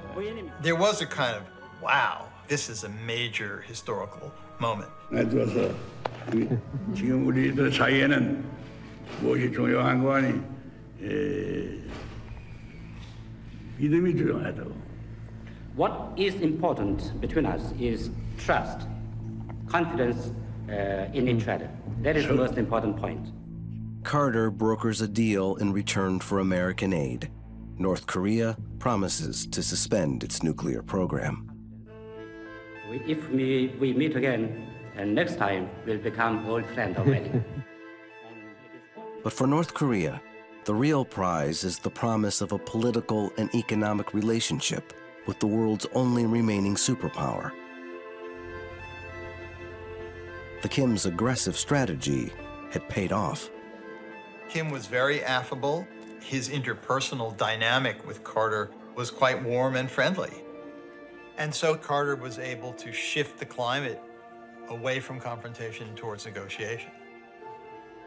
The tension that had hung over the Korean peninsula slowly seemed to be lifting. And then suddenly, out of the blue, you had this terrible shock.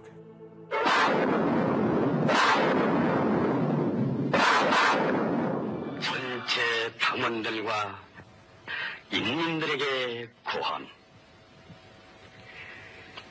우리의 전체 노동계급과 협동농민들, 인민군 장병들, 지식인들과 청년 학생들, 조선노동당 중앙위원회 총비서이시며 조선민주주의인민공화국 주석이신 위대한 서령 김일성 동지께서 1994년 7월 8일 2시에 급경으로 서거하셨다는 것을 가장 비통한 심정으로 온 나라 전체의 인민들에게 Kim Il-sung of North Korea has died of a heart attack. He was 82. His extravagant personality cult referred to him as the Great Leader. There's reported to be a frenzy of mourning tonight in the capital, Pyongyang.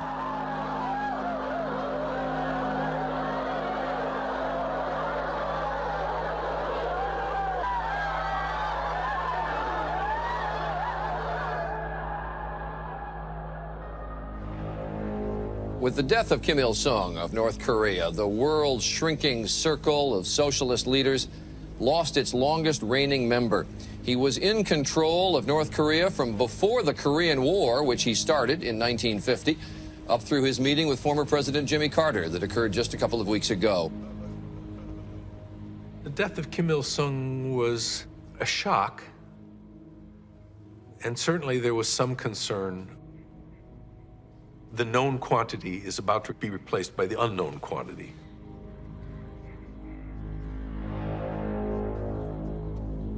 The outside world had seen Kim Jong-il as the kind of spoiled brat son of the all-powerful dictator, surrounded by all of these rumors of how strange he was.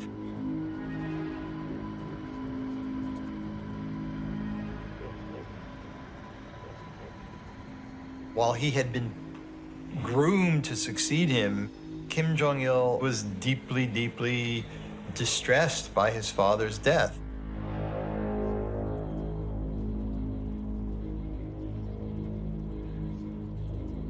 North Korea's allies had all disappeared. Partly because of that, their economic system was kind of seizing up. So from the outside, the big question was, how long would he last?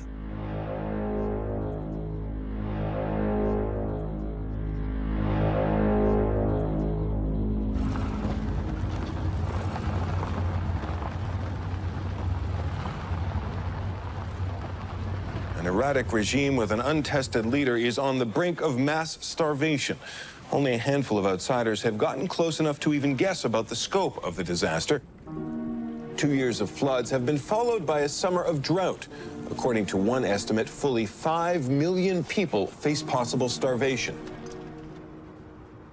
Without North Korea's communist allies to bail him out, this is a crisis Kim Jong-il will have to face alone. People are surviving on only about 12 spoons of food a day, and that is being supplemented in some cases by hand-picked grass. It's clearly a very desperate situation. Those were 3 exceptionally challenging years in North Korea. The public distribution system, which is how most North Koreans got their food, basically collapsed. The damage was cataclysmic.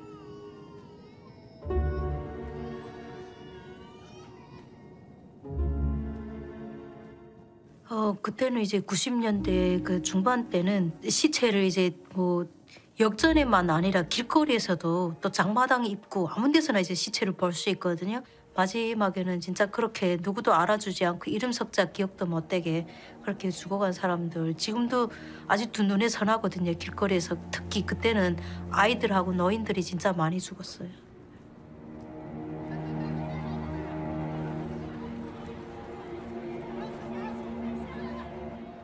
그리고 그때는 막 서문으로도 막 사람 잡아먹는다는 소문도 그런 소문도 그때는 막 돌고 있잖아요. More than 500,000 people are believed to have died during the famine. What was interesting was, in spite of the intense human suffering, the political system remained intact. Children have skin diseases, a kind of scurvy brought about by malnutrition and vitamin deficiency. But all of them, including this little girl with jaundice, have had their cheeks rouged to make them look healthier to outsiders. Putting resources into ensuring regime survival takes priority over putting resources into feed the people. Simple as that.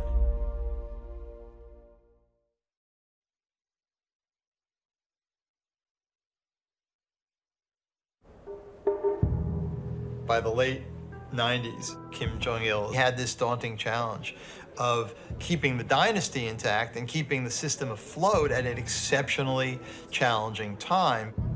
So you had an all-pervasive security apparatus that would quash any political dissent.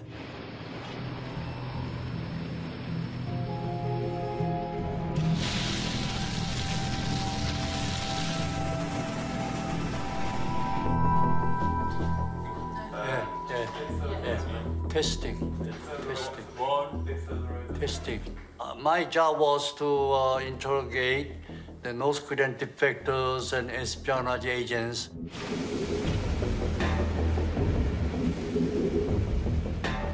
Hwanghae Iron Works on the West Coast. They employ tens of thousands of employees. Every day, 60 or 100 people die, starved. So the general manager, they sold steel to China to buy food, to feed the employees. And Kim Jong-il found out. Why did you do this without my permission? So they killed 8 people in front of all employees.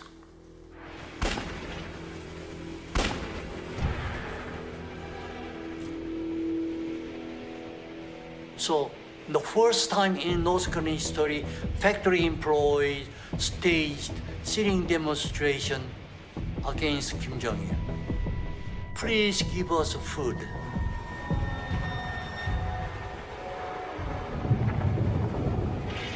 The following morning, what happened? Kim Jong-il brought in military tanks and ran over them. After that, North Korea was shaking.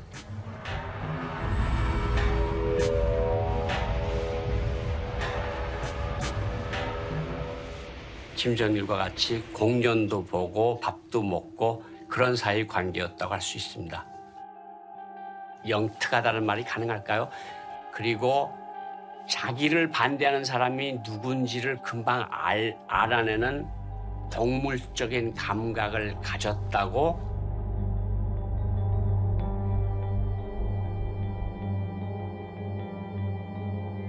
강박관념 같은 것이 심해서 항상 머리는 이렇게 좀 키가 작아서 그런지 모르겠는데 항상 이렇게 커머를 해서 머리카락을 좀 높이는 스위스에서 7cm 정도의 굽이 높은 구두를 신었고 그 배를 감추기 위해서 항상 점퍼를 입었습니다. 북한에서 지도자의 배가 똥똥하게 나왔다, 키가 작다 이 한마디 말만 해도 3대 가족이 수용소에 갈 수가 있습니다. The regime keeps an iron grip over its people. There are numerous prison camps within North Korea. The prisoners are kept in brutal conditions. And in addition, some executions are carried out in full public view.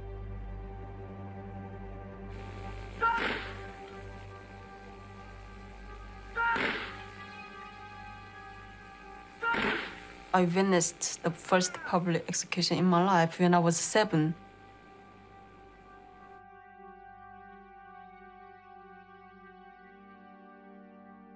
The criminals or victims' immediate family and relatives had to stand at the very front line. When I see the people dying in front of me, it reminds me I shouldn't do anything against government and leadership. Otherwise, I will be killed exactly the person in front of me. That's exactly what the regime wanted.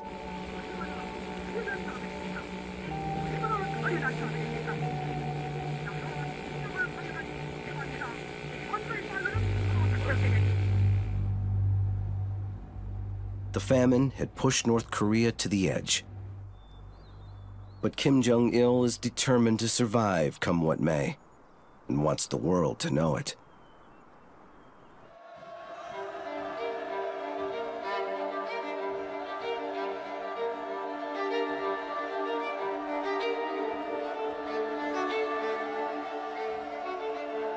In Kim Il-sung Square, a signal to the United States and the rest of the world that North Korea, for all its troubles, is still a power to be reckoned with.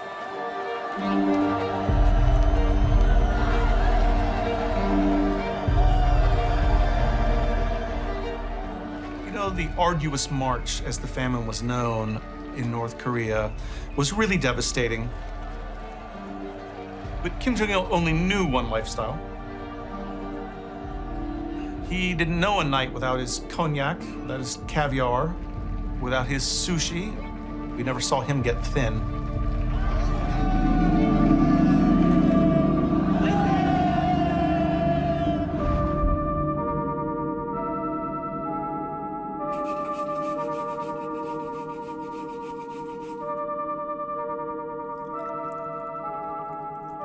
Very few outsiders ever came close to the Kim's secret inner circle.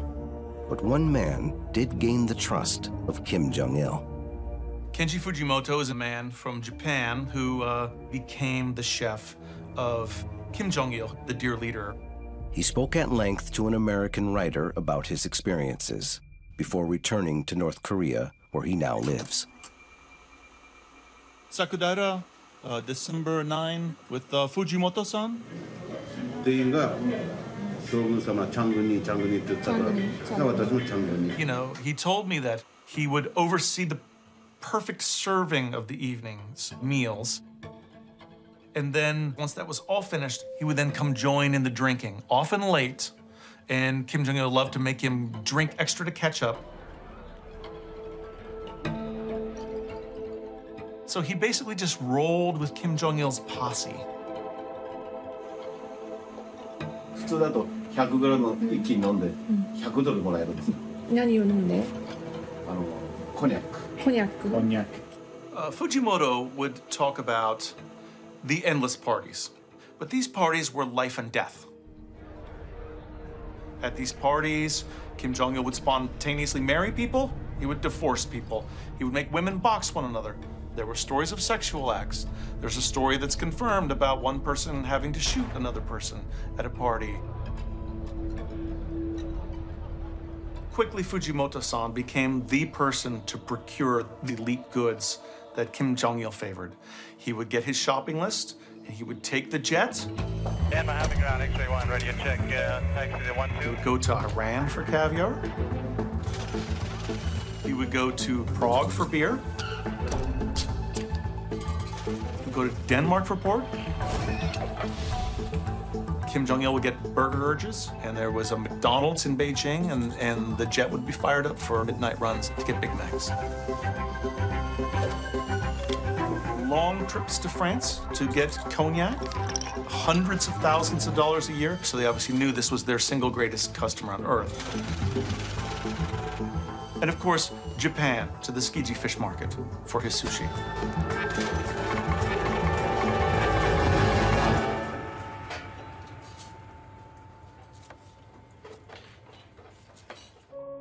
북한에서 김 부자와 관련된 모든 이야기는 다 탑세크릿입니다. 김정일 시대에 들어와서 여자가 부인 이름을 아는 사람이 없어요. 온 북한 사람들이. 여자 관계가 성혜림이 있었고 김영숙이 있었고 그리고 고용이 있었고 마지막엔 김옥이. Kim Jong-il's wives and mistresses give him at least 5 known children, one of whom is destined to become the dynasty's next leader, Kim Jong-un. Kim Jong-il's children were precious commodities. They had nannies, they were in protected places. From an early age, Fujimoto-san said Kim Jong-un was aggressive. There was fire in his eyes. He was competitive, and that everyone called him the little tiger. There was a time in which Fujimoto-san notices that Kim Jong-un and his older brother are attempting to make a kite work. And the kite won't fly. And there are lots of executives standing around, men in suits. None of them will help the boys with the kite. They go to assist the boys. They might be insinuating incompetence in the boys.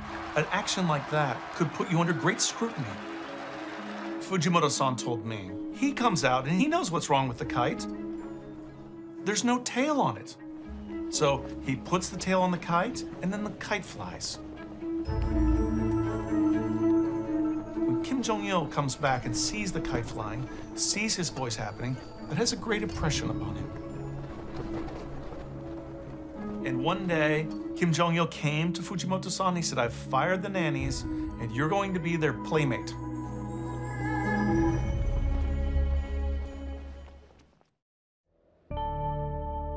North Korea's human and economic ruin leaves Kim Jong-il desperate for hard currency to prop up his ailing dynasty.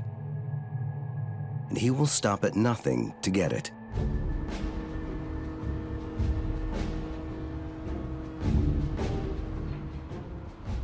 The FBI was aware that somebody was counterfeiting our $100 bill. So I put the word out that I was looking for good quality counterfeit money.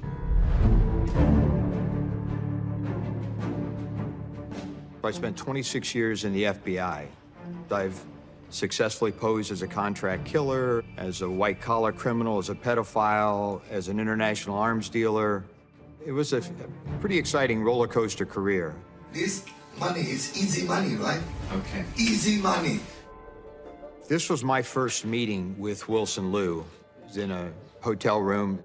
He was telling me that he was responsible for bringing in near-perfect $100 bills to the United States. And I explained I could get their container through the port. When you got like this kind of business, if you do one time, you don't want to do the other business anymore. Okay. It was 35 cents on a dollar, so it was $350,000 for a $1 million purchase. Political is very... Politics, yeah. Politics is very, very dark and dirty. I hate it. You just don't buy a printing press off of Craigslist. We're talking about the same presses that are used by our Bureau of Engraving and Printing. We're talking about specialized paper. So all of this has to be acquired with the approval of the highest levels of government. And Wilson Lew, in conversations, said that these were the North Korean manufactured supernotes, our counterfeit $100 bill.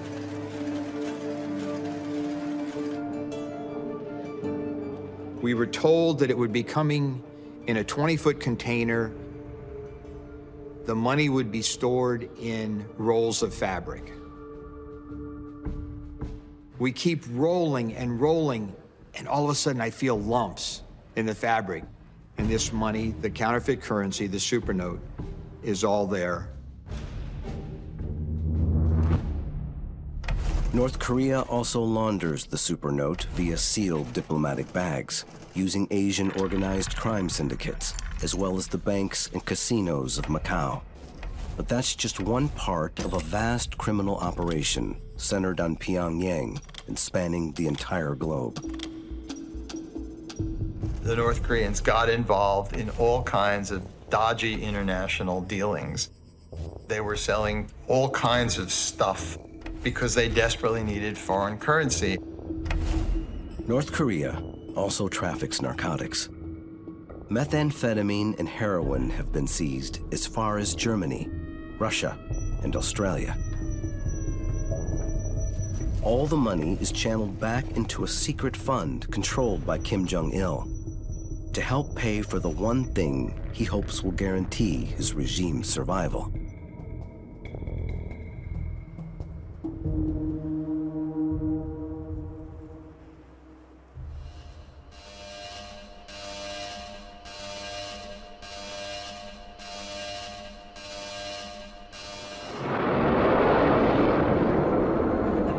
Calls the firing of a ballistic missile by North Korea a, quote, serious development.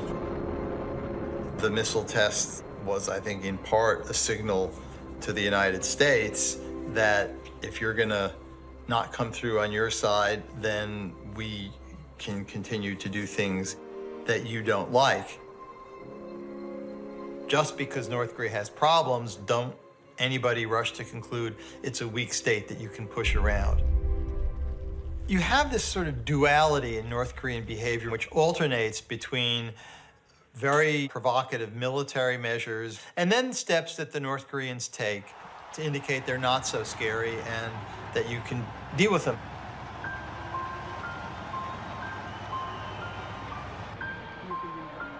A historic turning point on the Korean Peninsula. The leaders of North and South Korea in Pyongyang pledging to bring the Cold War in this volatile corner of Asia to an end.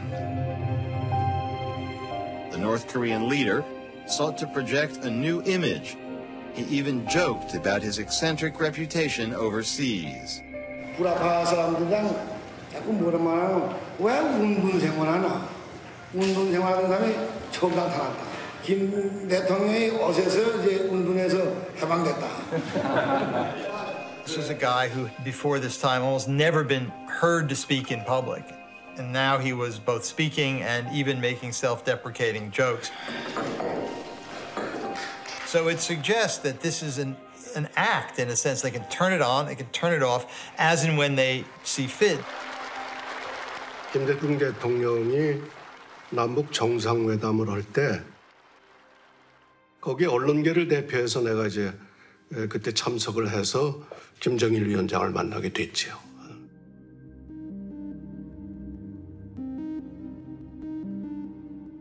굶어 죽는 한이 있더라도 외부 사람들 오면은 하여튼 자기네들 할 수 있는 건 몽땅 다 갖다 놓고 하는 거야. 심지어는 곰 발바닥 요리까지도 내놔. 곰 발바닥. 어? 술도 최고의 술을 가져와요. 너무 호화로우니까. 얘기를 하면서 내 어깨를 막 툭툭 치면은 나도 막 어깨를 치고 내가 김정일 위원장한테 그런 얘기를 했어요. 미국과의 관계를 개선을 하려면 이 핵 문제라든가 미사일 문제 거기에 관심을 갖지 말아라.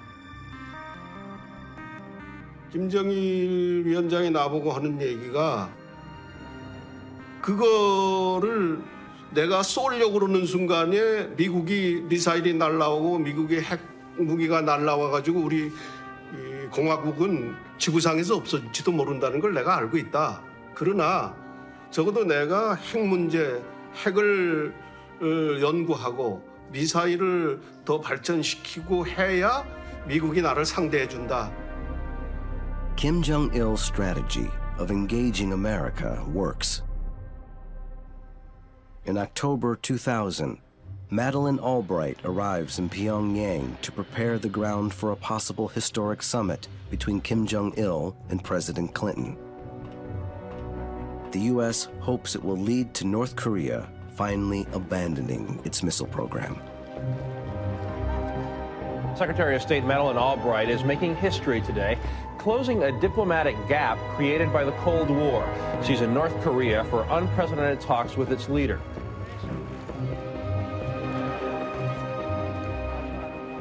Madeleine Albright had gone there to take the measure of the man. Who is Kim Jong-il, and is he somebody that we can reliably have our president sit down with? Her very visit itself was an important step towards the kind of normalization that the North Koreans seem to want. 기쁜 시간 보내셨는가 봐. So, did you spend a pleasant time there? 만족하십니까? Are you satisfied? Kim Jong-il brought Albright to an elaborate performance in a stadium in Pyongyang to honor him and his Workers' Party. And then there's the cards and all of that, and one of the cards had a missile being shot up. And Kim Jong-il turns to Madeleine Albright and said, well, this can be the last one. And yeah, I hope so. But as time runs out on the Clinton presidency, the hoped-for peace summit between the two countries never happens. Neither side will ever know what could have been.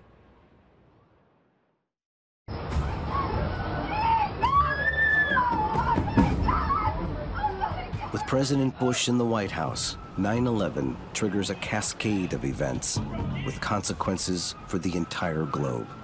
As we gather tonight, our nation is at war, and the civilized world faces unprecedented dangers. North Korea is a regime arming with missiles and weapons of mass destruction while starving its citizens. States like these and their terrorist allies constitute an axis of evil. Bush put North Korea into the axis of evil, along with Iran and Iraq in his famous State of the Union address.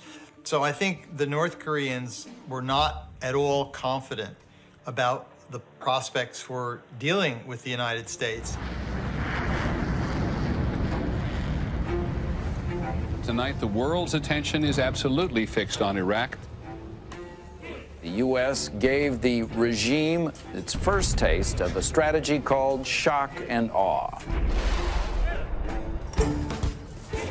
The invasion of Iraq would have been a very unsettling development for North Korea. Saddam Hussein didn't have nuclear weapons. Look what happened to him. We are not going to let that happen to Kim Jong-il.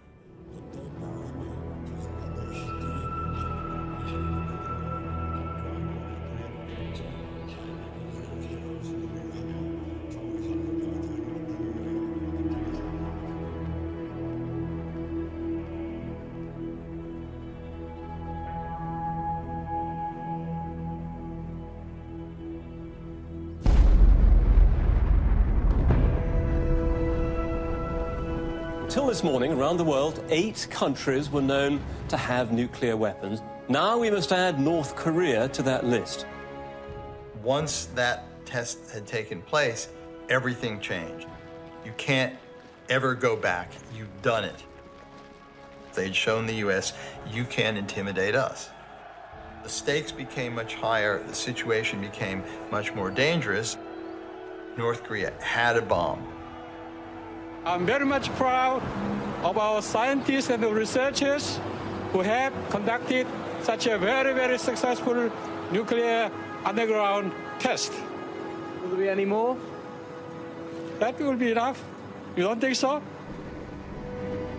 A lot of these key turning points, there's a give and take. It's not Kim Jong-il rolling out of bed after a night swilling cognac with his pals saying, oh, let's just stage a nuclear test today, even though that's the comic strip caricature that a lot of people have.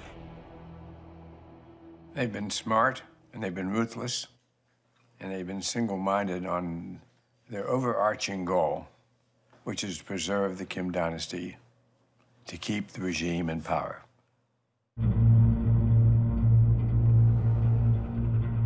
The health news is not good for North Korean leader Kim Jong-il. The ailing communist leader suffered a serious setback and has been hospitalized.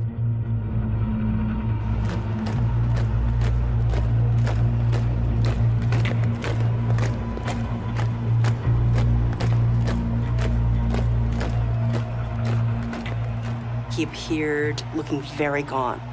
He had suffered a stroke. He had a pronounced limp.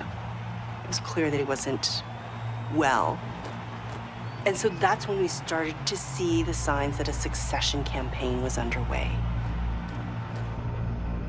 The dynasty that had ruled North Korea for over 60 years was about to introduce a third generation to the people. On the balcony overlooking Kim Il-sung Square, the chosen son, Kim Jong-un.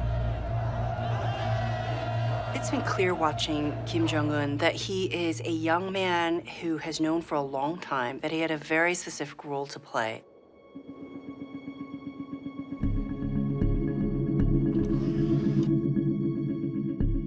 Fujimoto-san told me DVD nights were a big thing. This particular night, Kim Jong-un is there, and he's 11, and they watch a movie called In the Line of Fire, starring Clint Eastwood. There's a scene where there are 4 Secret Service members, and they're all walking with their hands on the body of the limousine. Kim Jong-il says, "Stop, this is how you must protect me. You must have my hands here. This is how I want to be protected."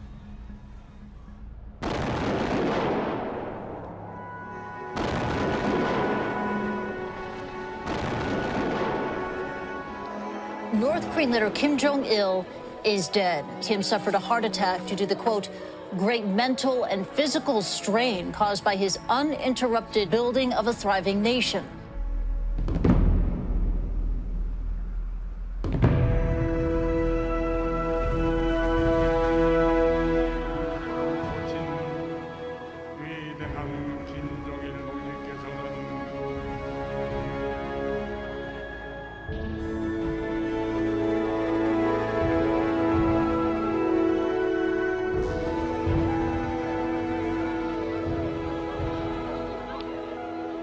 When we saw the footage of Kim Jong-il's funeral procession down those cold, snowy streets of Pyongyang, well, there was the coffin on the top of the limousine, exactly as portrayed in The Line of Fire, with Kim Jong-un with his hand in the position that Clint Eastwood was walking in.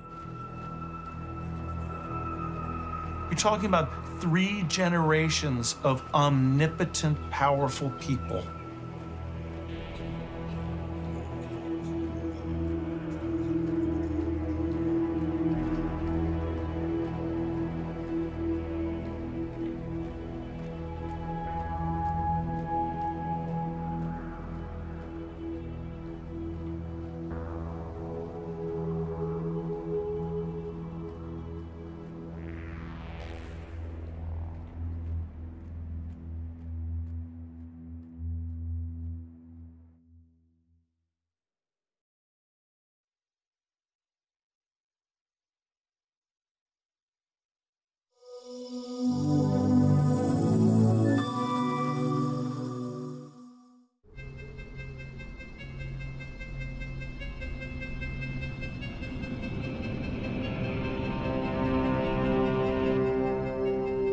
Kim Jong-un is the sun around which all else revolves in North Korea. He has proven to be a vicious leader, not in the least reluctant to take very swift and very harsh action against those who are a threat to the state, which means a threat to him.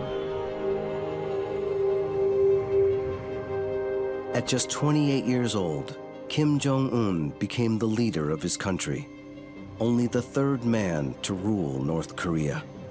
He took over his father's nuclear weapons program and supercharged it. The accomplishments in terms of ballistic missiles and nuclear weapons in North Korea, that is a result of Kim Jong-un's characteristics as leader. And he far exceeded the lifetime accomplishments of his father and grandfather. You really can't understand this man without understanding the family into which he was born and the impact of his grandfather upon him.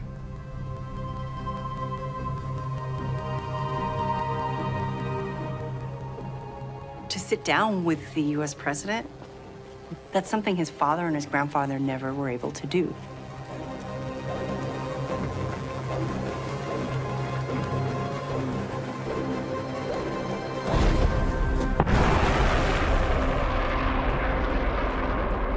In charge of the world's 4th largest army, who is Kim Jong-un? This is the story of how the youngest Kim took control of his country and used his family legacy to put himself onto the world stage.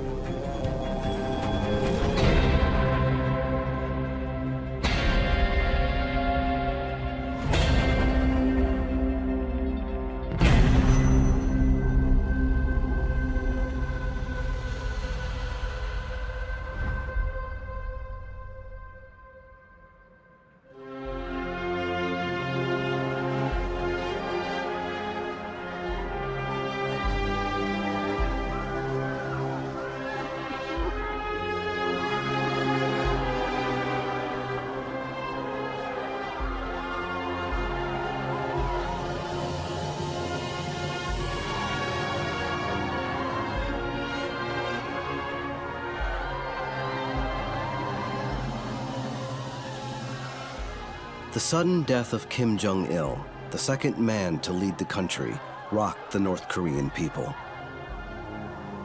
The future of this rogue state was now a global concern and had become top priority for the then director of the CIA.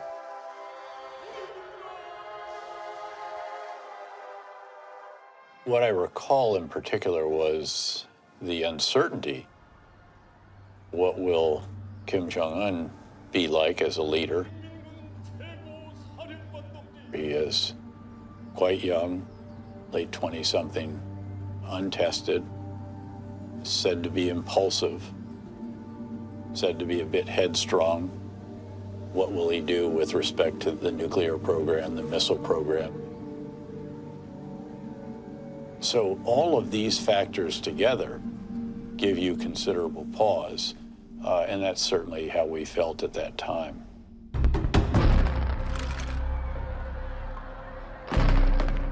North Korea was a unique state, a communist country but under the rule of one family. It was founded by Kim Jong-un's grandfather, who outlasted every other communist dictator before handing over to his eldest son, Kim Jong-un's father.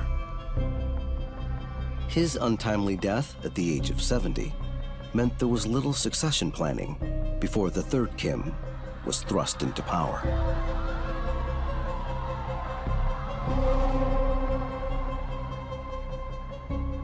The CIA wanted to know who he was.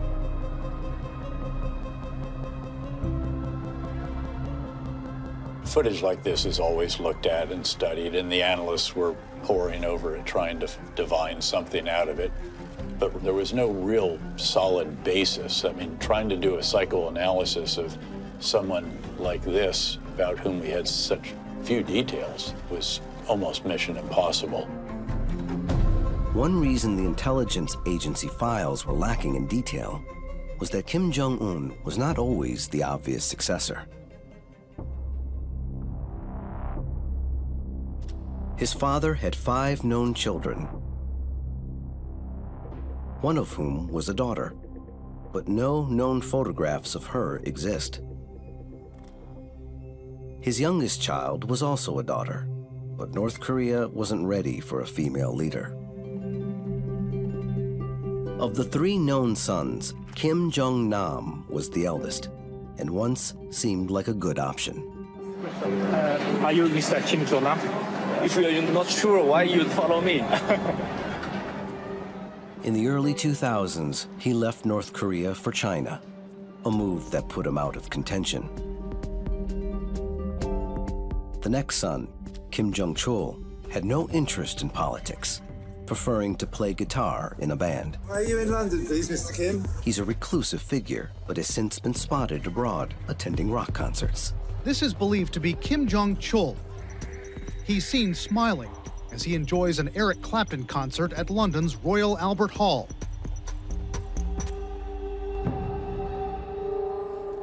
Which left Kim Jong-un, on paper, the third in line for the throne, and the only option to continue the family dynasty.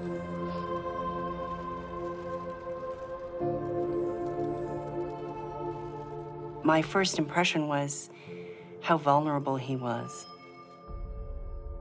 But I did wonder, is that grief tinged with fear?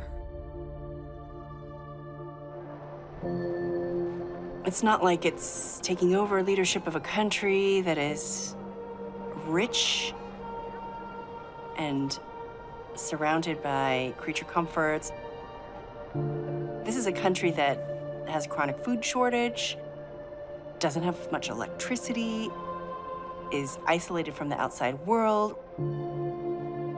It's not an easy job to take on.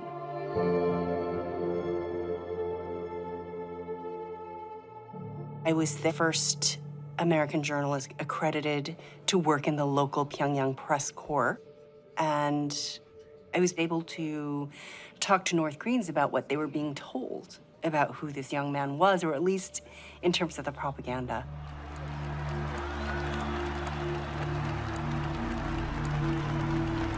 We were told that Kim Jong-un would be very different from his father, more like his grandfather, who was legitimately loved by his people and extremely charismatic by all accounts.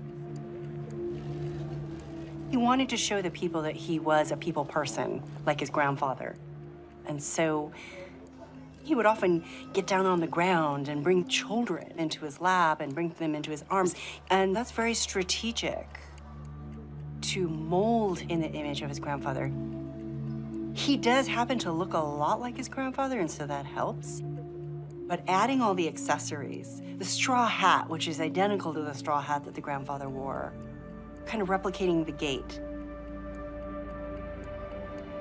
North Koreans are going to remember that. So that's a way that Kim Jong-un piggybacks on his grandfather's legacy to legitimize his role as the leader. Kim Jong-un was keen to use the godlike status enjoyed by his father and grandfather. But he wanted to be a god for the 21st century, showing the North Korean people a sense of modernity. His campaign to show that he was a different kind of leader also included bringing his wife out into the public. That was so significant because his father was very rarely out in the public. We didn't know who his wife was because he never presented his family. And so now they had Kim Jong-un's wife. She was beautiful, elegant. And that's actually powerful in a society like this. That meant that the people were encouraged to show a little bit more individualism. Some of the intelligence agencies put this kind of modern openness down to Kim's formative years outside North Korea.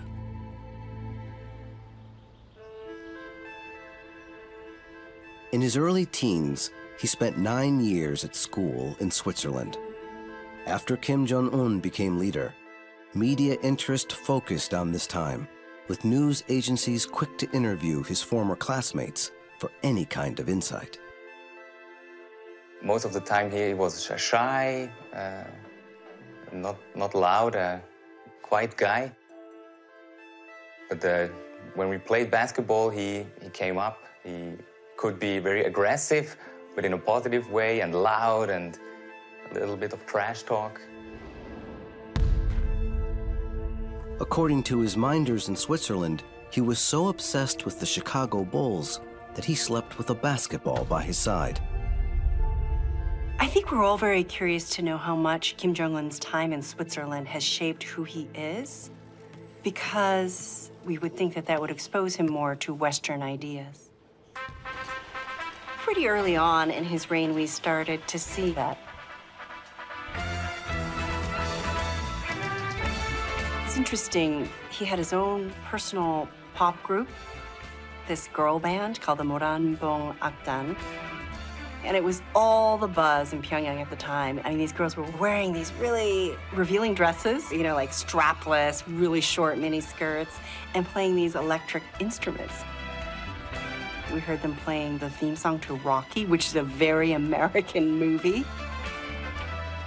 So really fresh, really modern, very, for North Korea, very cutting edge.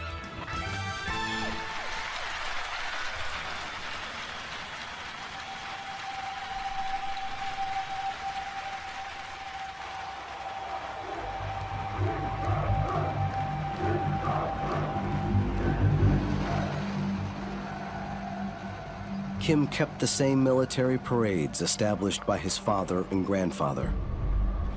But he used his power to indulge some of his own personal interests. In 2013, he asked for one of his heroes to come and see him.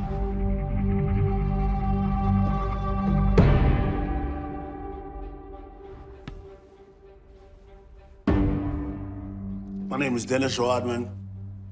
I used to play basketball for the Chicago Bulls, Detroit Pistons, LA Lakers, done movies, wrote books.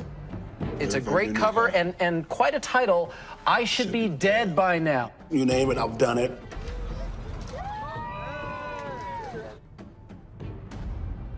I'm that guy, Dennis Rodman. I had no clue about North Korea.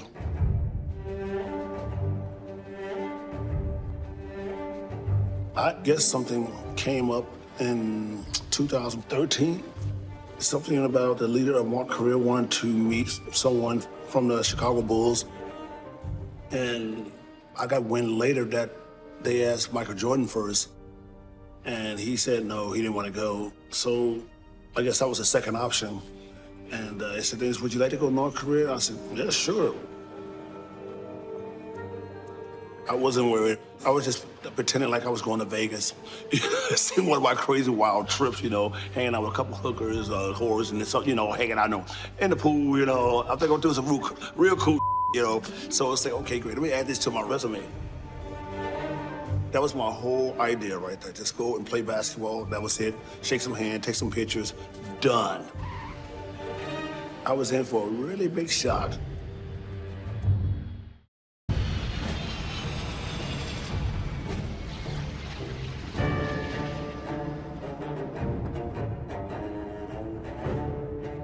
former NBA star Dennis Rodman was about to participate in the strangest away match of his entire career.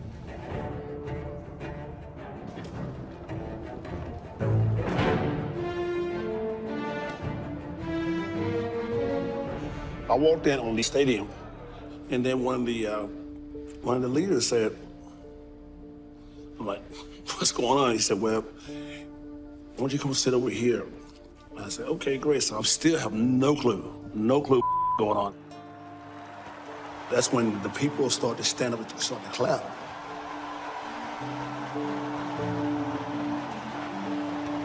And I'm thinking they clapping for me. So I'm thinking, I'm like, I'm cool as right? I realized, I looked to my left, I'm like, oh, that's what they clapping for? And I'm still don't know who this guy is.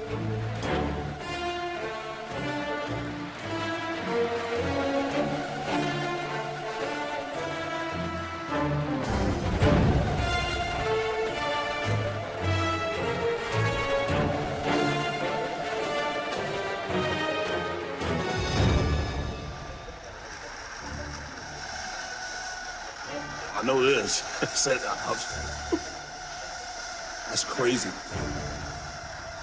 Wow, that brings you back a little bit. That's just how powerful this guy is. And this right here went on for 10, 15 minutes.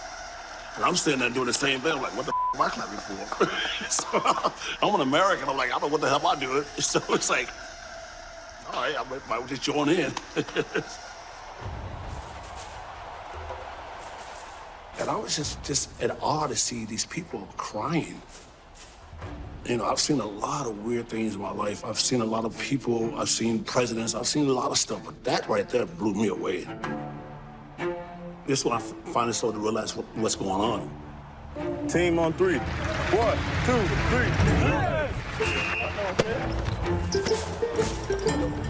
3. Once the game started, then he started to talk to me. I don't know what the hell he's saying. You know, he's talking, you know, in Korean. And he just went on and on about basketball the whole game. We kept talking the whole game. I think that he is such a fan of basketball in America, and he's such a great supporter of the Chicago Bulls. And we just pretty much hit it off like that. And we just talked, we laughed, and he said, whatever you want is yours, you know. And then the interpreter was saying, wow, Dennis, you're one of the very few people to ever to come to our country. And I think you're one of the very few people to ever sit beside our leader. For some reason, he actually likes you.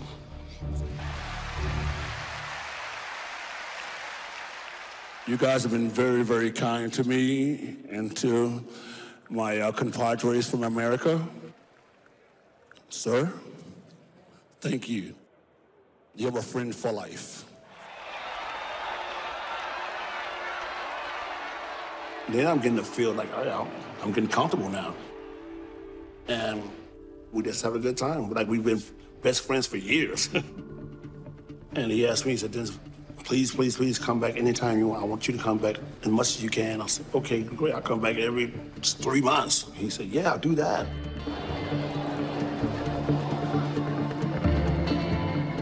Dennis Rodman is back in North Korea, and he'll meet with his friend, the dictator Kim Jong-un. Mr. Rodman is on a private trip. Our views about North Korea have not changed. Like I said, I'm not a president, I'm not a politician. He's just more like you or him or anybody. He just let his hair down, like, whatever, great, cool. One day, you know, we sitting outside smoking cigars, drinking tequila, vodka. And I think that's the first time he asked me about he would love to come to America. He said, I would love to come to America to watch a basketball game. And I asked him, I said, what game you want to see? He said, I want to go to the Madison Square Garden building. He kept saying it over and over, Madison Square Garden building. He kept doing his hands like that, you know. I said, you can do anything you want. He said, I would love to go, but I can't. And he said, well, you know, because people don't like me. And I'm like, wow.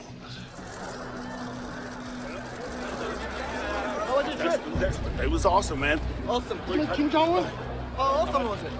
I'll be coming back in about a week.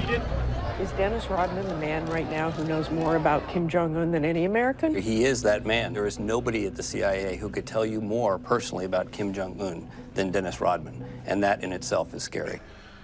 Happy birthday to you.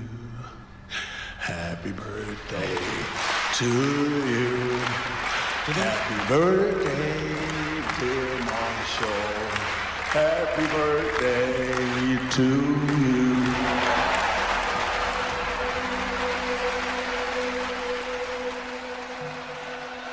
Rodman's visit to Pyongyang fulfilled a childhood dream for Kim Jong-un.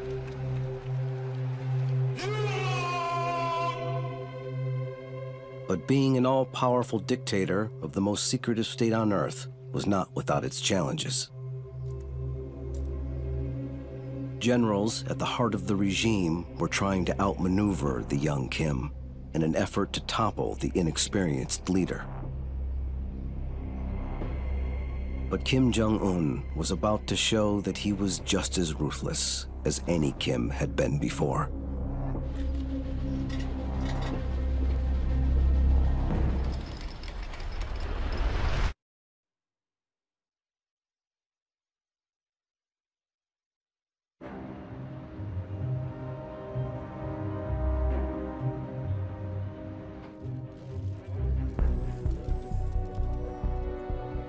Kim Jong-un is a 21st century dictator.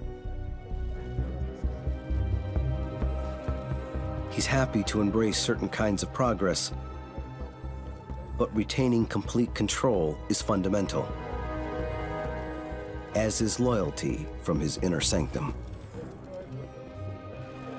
One of the things I pushed for when I was working as a journalist in North Korea was to be allowed into a private or closed meeting.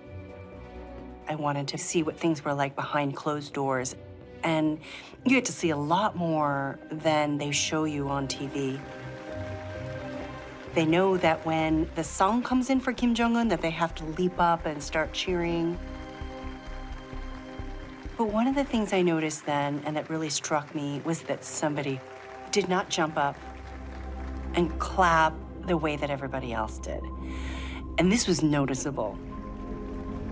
Jang Song-taek just stayed seated.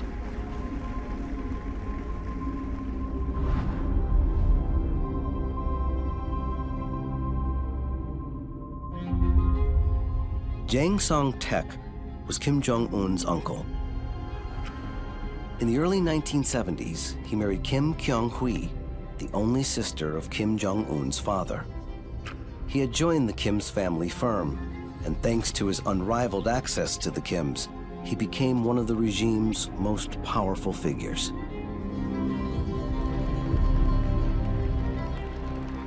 Because his position inside the family, he is well informed about what is happening inside the core of power structure, but he's also aware of what is happening outside of the family.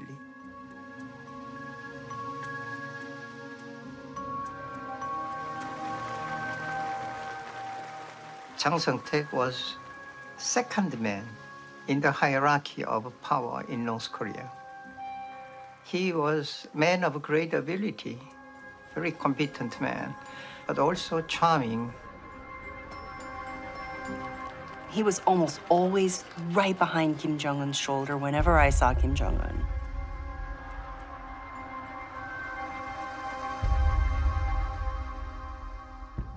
He's an interesting person. He had been educated in Russia, so he had been exposed to the outside world quite a bit.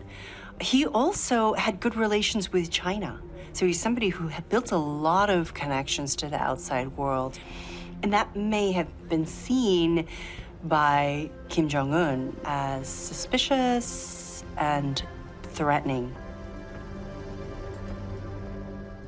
There have been rumors going around that he had plotted with top leader of China to replace the Kim Jong-un with his stepbrother. In any kind of tyranny, you have to be constantly watchful about who is posing danger to the security of his throne.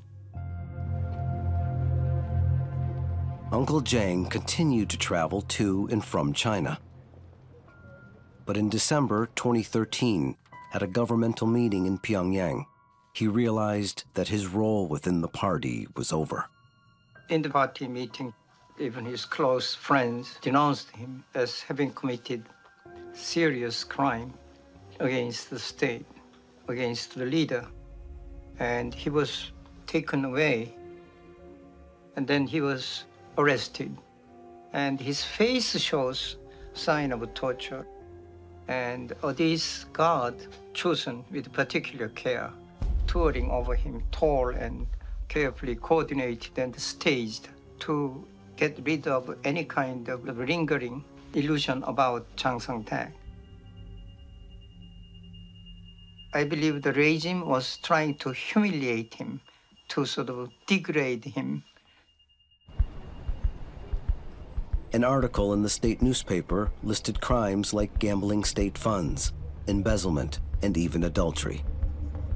Jiang wasn't allowed to mount a defense. This was a show trial, and the judges made a swift decision. He was sentenced to death, which was immediately carried out. Kim Jong-un's uncle has been executed. The official North Korean news agency report on this called him, quote, despicable human scum and worse than a dog. We have known that Chang Sang-taek was executed by anti-aircraft machine gun, which didn't leave much traces. His remains were completely destroyed. So there is nothing left about him in this world. It certainly sent not only a chill through me, but I know it sent a chill through the elites of North Korea, and it was meant to serve as an example that no one's untouchable.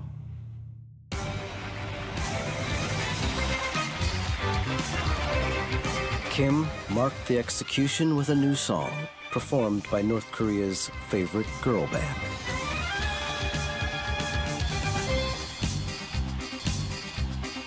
조선 이끄는 힘 5세대다 인민의 분명을 한 몸에 안고 우리가 바라는 분갈이 이상 모두 다 덮여주실 분 위대한 김정은 동지 당신께 충실하리라.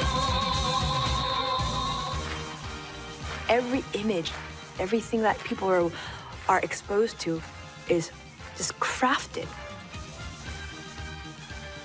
There are hired artists, hired musicians who are supported by the government to produce artwork, music, poetry, all to support the larger narrative. North Korea is the greatest country in the world, and the Kim dynasty is the gods that are leading the North Korean people.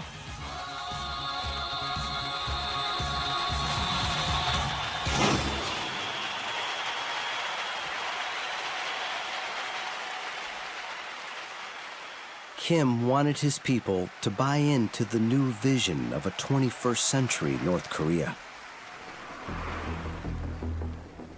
But it wasn't really optional.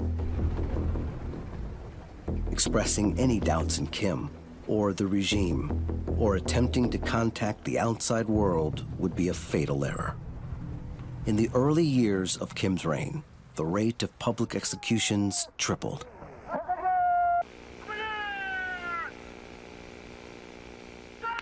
In the executions, they're shot 3 times, usually in the head, chest, gut.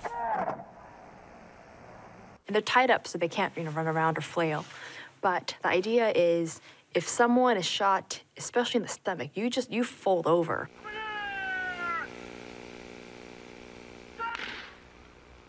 Some of my North Korean friends who have seen executions say it's just crazy that even in the moment of death, a North Korean person is forced to bow to the state.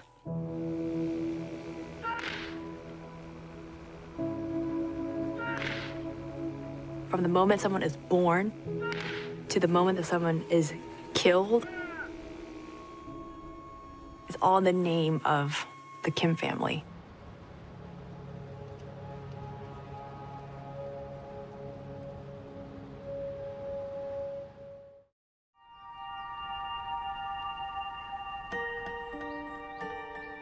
There is a story in ancient Korean history that most Koreans will know. That is the story of the first king of the Joseon dynasty. He had a number of sons. When it came time for him to hand power, he picked one son, and that triggered a rivalry. One of them ended up killing the other. This parable is known as the Hamhung Chasa. When I heard that story, it just kind of sent chills up my spine because I thought this history of brothers vying for the throne, of fratricide within the royal family is a part of their ancient history. The Kim family was about to add a 21st century chapter to the fabled stories of the Korean dynasties. Kim Jong-un had an older half-brother, Kim Jong-nam. He was their father's first son, and a man never afraid to speak his mind.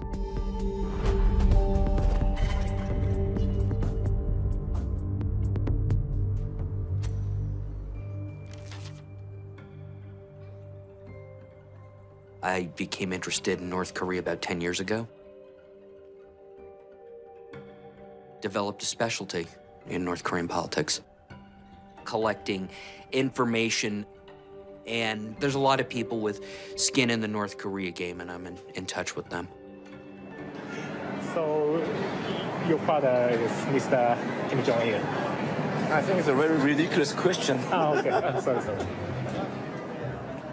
Kim Jong-nam had studied in Europe for about 10 years, and he had absorbed certain aspects of Western culture that are not necessarily in line with North Korea's political priorities.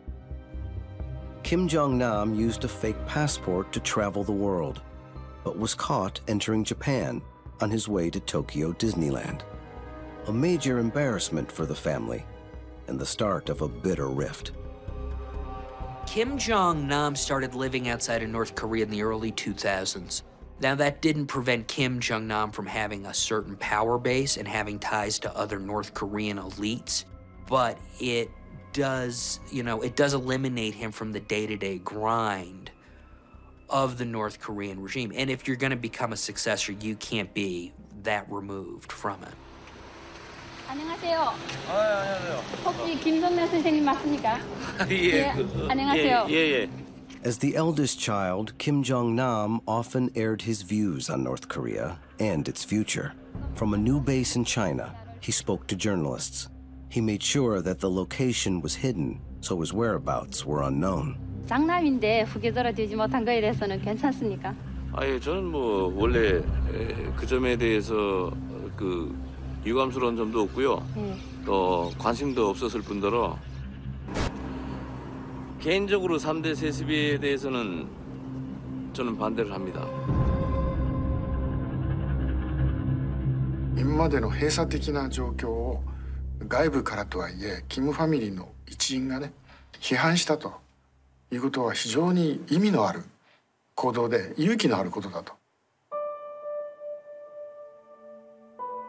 In 2011, Kim Jong-nam agreed to an in-depth interview in the Asian gambling capital, Macau. キム・ジョンナムさんとマカオで会った時ですね、もちろん私は驚いてですね、緊張もしました。かなりちょっと緊張している感じでナーバスになっていて、握手をしたら手がびっしょりだったんですね。それでそこからは質問を始めました。核問題だとか北朝鮮の内部の話とか意外にも誠実でちょっと理知的な感じがしました。Their correspondence continued over email. Kim Jong-nam was clearly not in favor of perpetuating the Kim dynasty.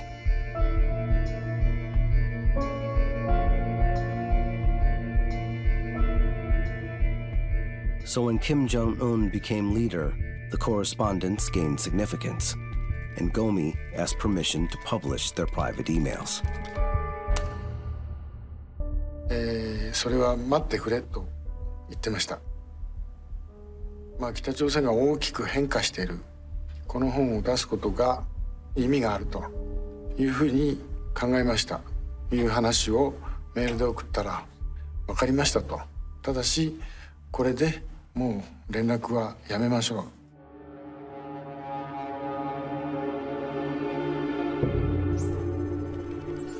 Later that year, South Korean intelligence claimed to have intercepted a memo written by Kim Jong-un.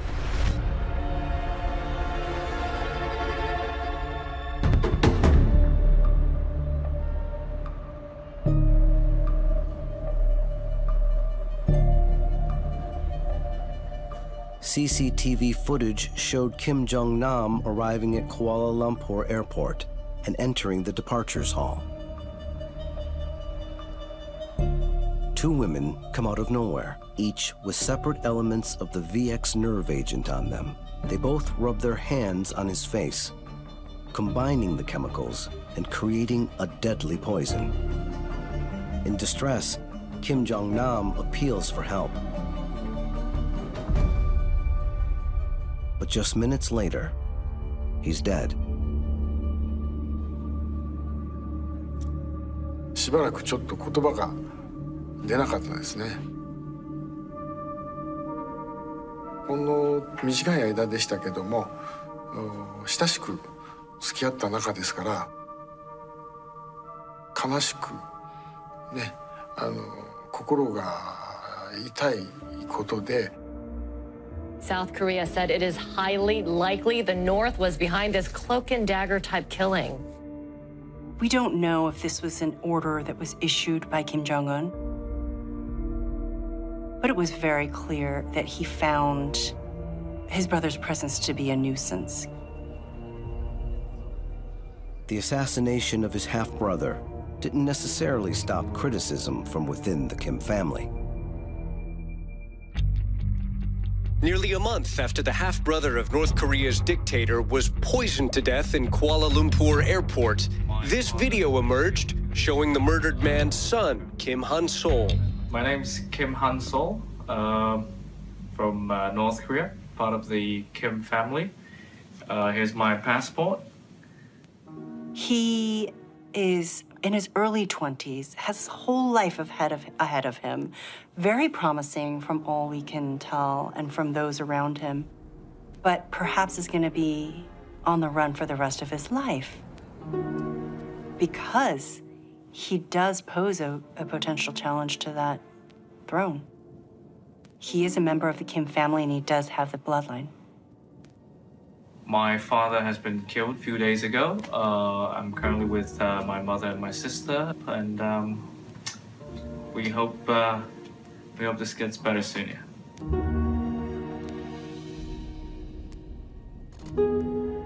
The assassination of his half-brother and the execution of his uncle meant that Kim Jong-un could now make some changes to his inner circle. He brought in his younger sister and gave her a pivotal role in the party's Politburo. The young leader's next move was to raise his profile on the global stage. He achieved this with a number of missile launches, showing the regime's growing military capabilities. North Korea launched a long-range rocket from a location. One more rocket launched at this weekend's barrage. This is North Korea showing the United States that it is a force to be reckoned with. Kim was baiting America. This was a move straight out of the family playbook. But for Kim Jong-un, this tactic appeared to be backfiring. North Korea's continued pursuit of nuclear weapons is a path that leads only to more isolation. It's not a sign of strength. Just when it seemed that Kim Jong-un had taken North Korea into the diplomatic wilderness, a new kind of politician entered the fray. One of the papers called the other day, and they said, would you speak to the leader of North Korea? I said, absolutely. Why not? Why not? Who the hell cares? I'll speak to anybody.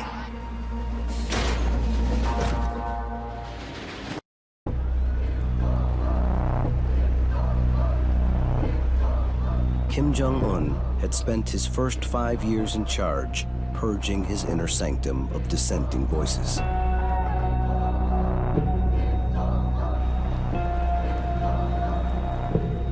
He then turned his attention to the international stage. Good morning, America. The most stunning upset in American history. Donald J. Trump elected the 45th president of the United States. If you look at North Korea, this guy, he's like a maniac. And you got to give him credit. How many young guys, it's pretty amazing when you think of it. How does he do that? He goes in, he takes over, and he's the boss. He wiped out the uncle, he wiped out this one, that one. I mean, this guy doesn't play games. North Korea's first missile launch on President Trump's watch. The early months of Trump's presidency were punctuated by a series of launches, culminating on Independence Day with the test of a rocket capable of reaching Alaska.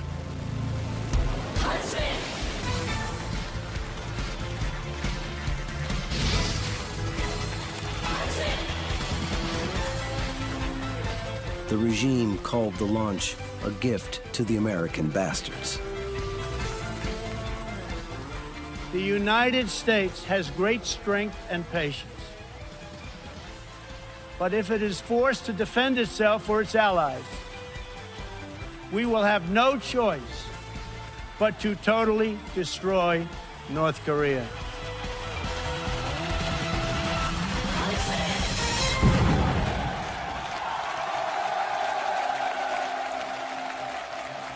Rocket Man is on a suicide mission for himself and for his regime.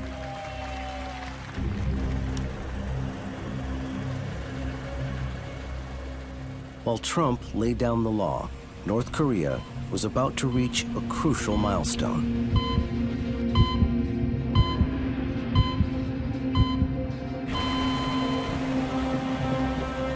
That new threat from North Korea, they have tested a powerful new missile. Experts say it could reach the entire U.S. mainland.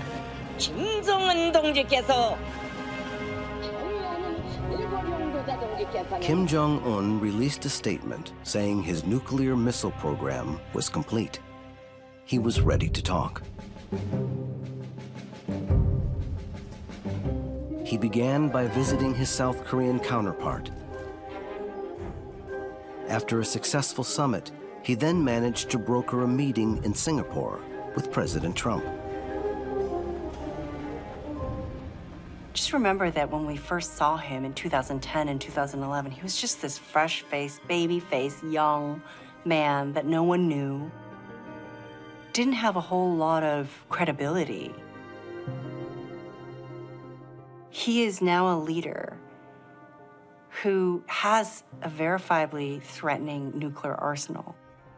That puts him in a very different position when it comes to negotiating and interacting with other countries.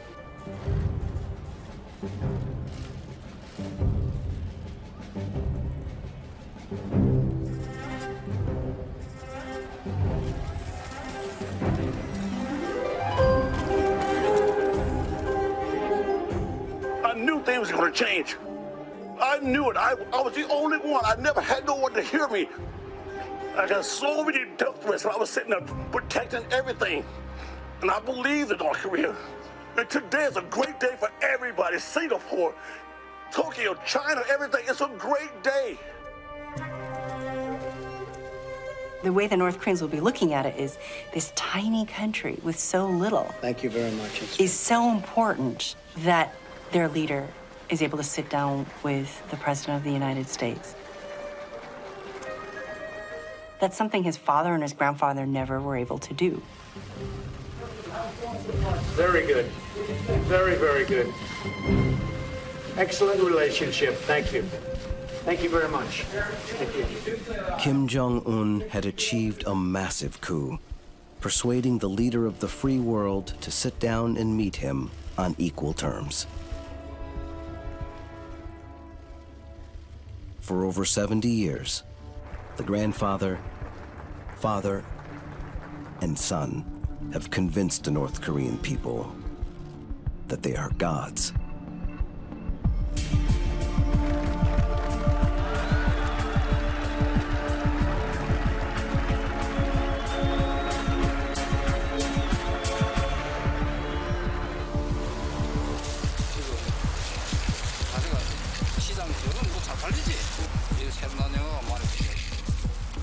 For Kim Jong-un, the country's Achilles heel is its citizens accessing foreign information.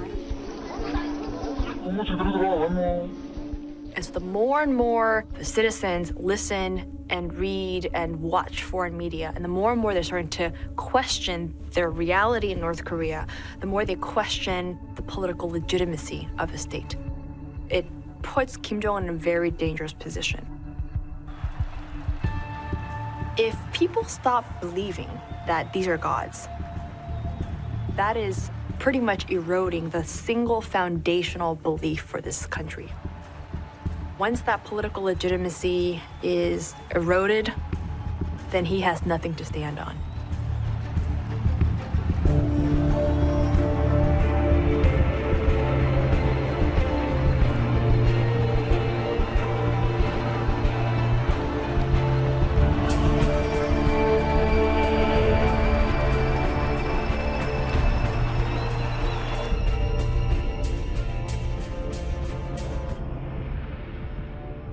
For over 70 years, the Kim family have literally kept their people in the dark.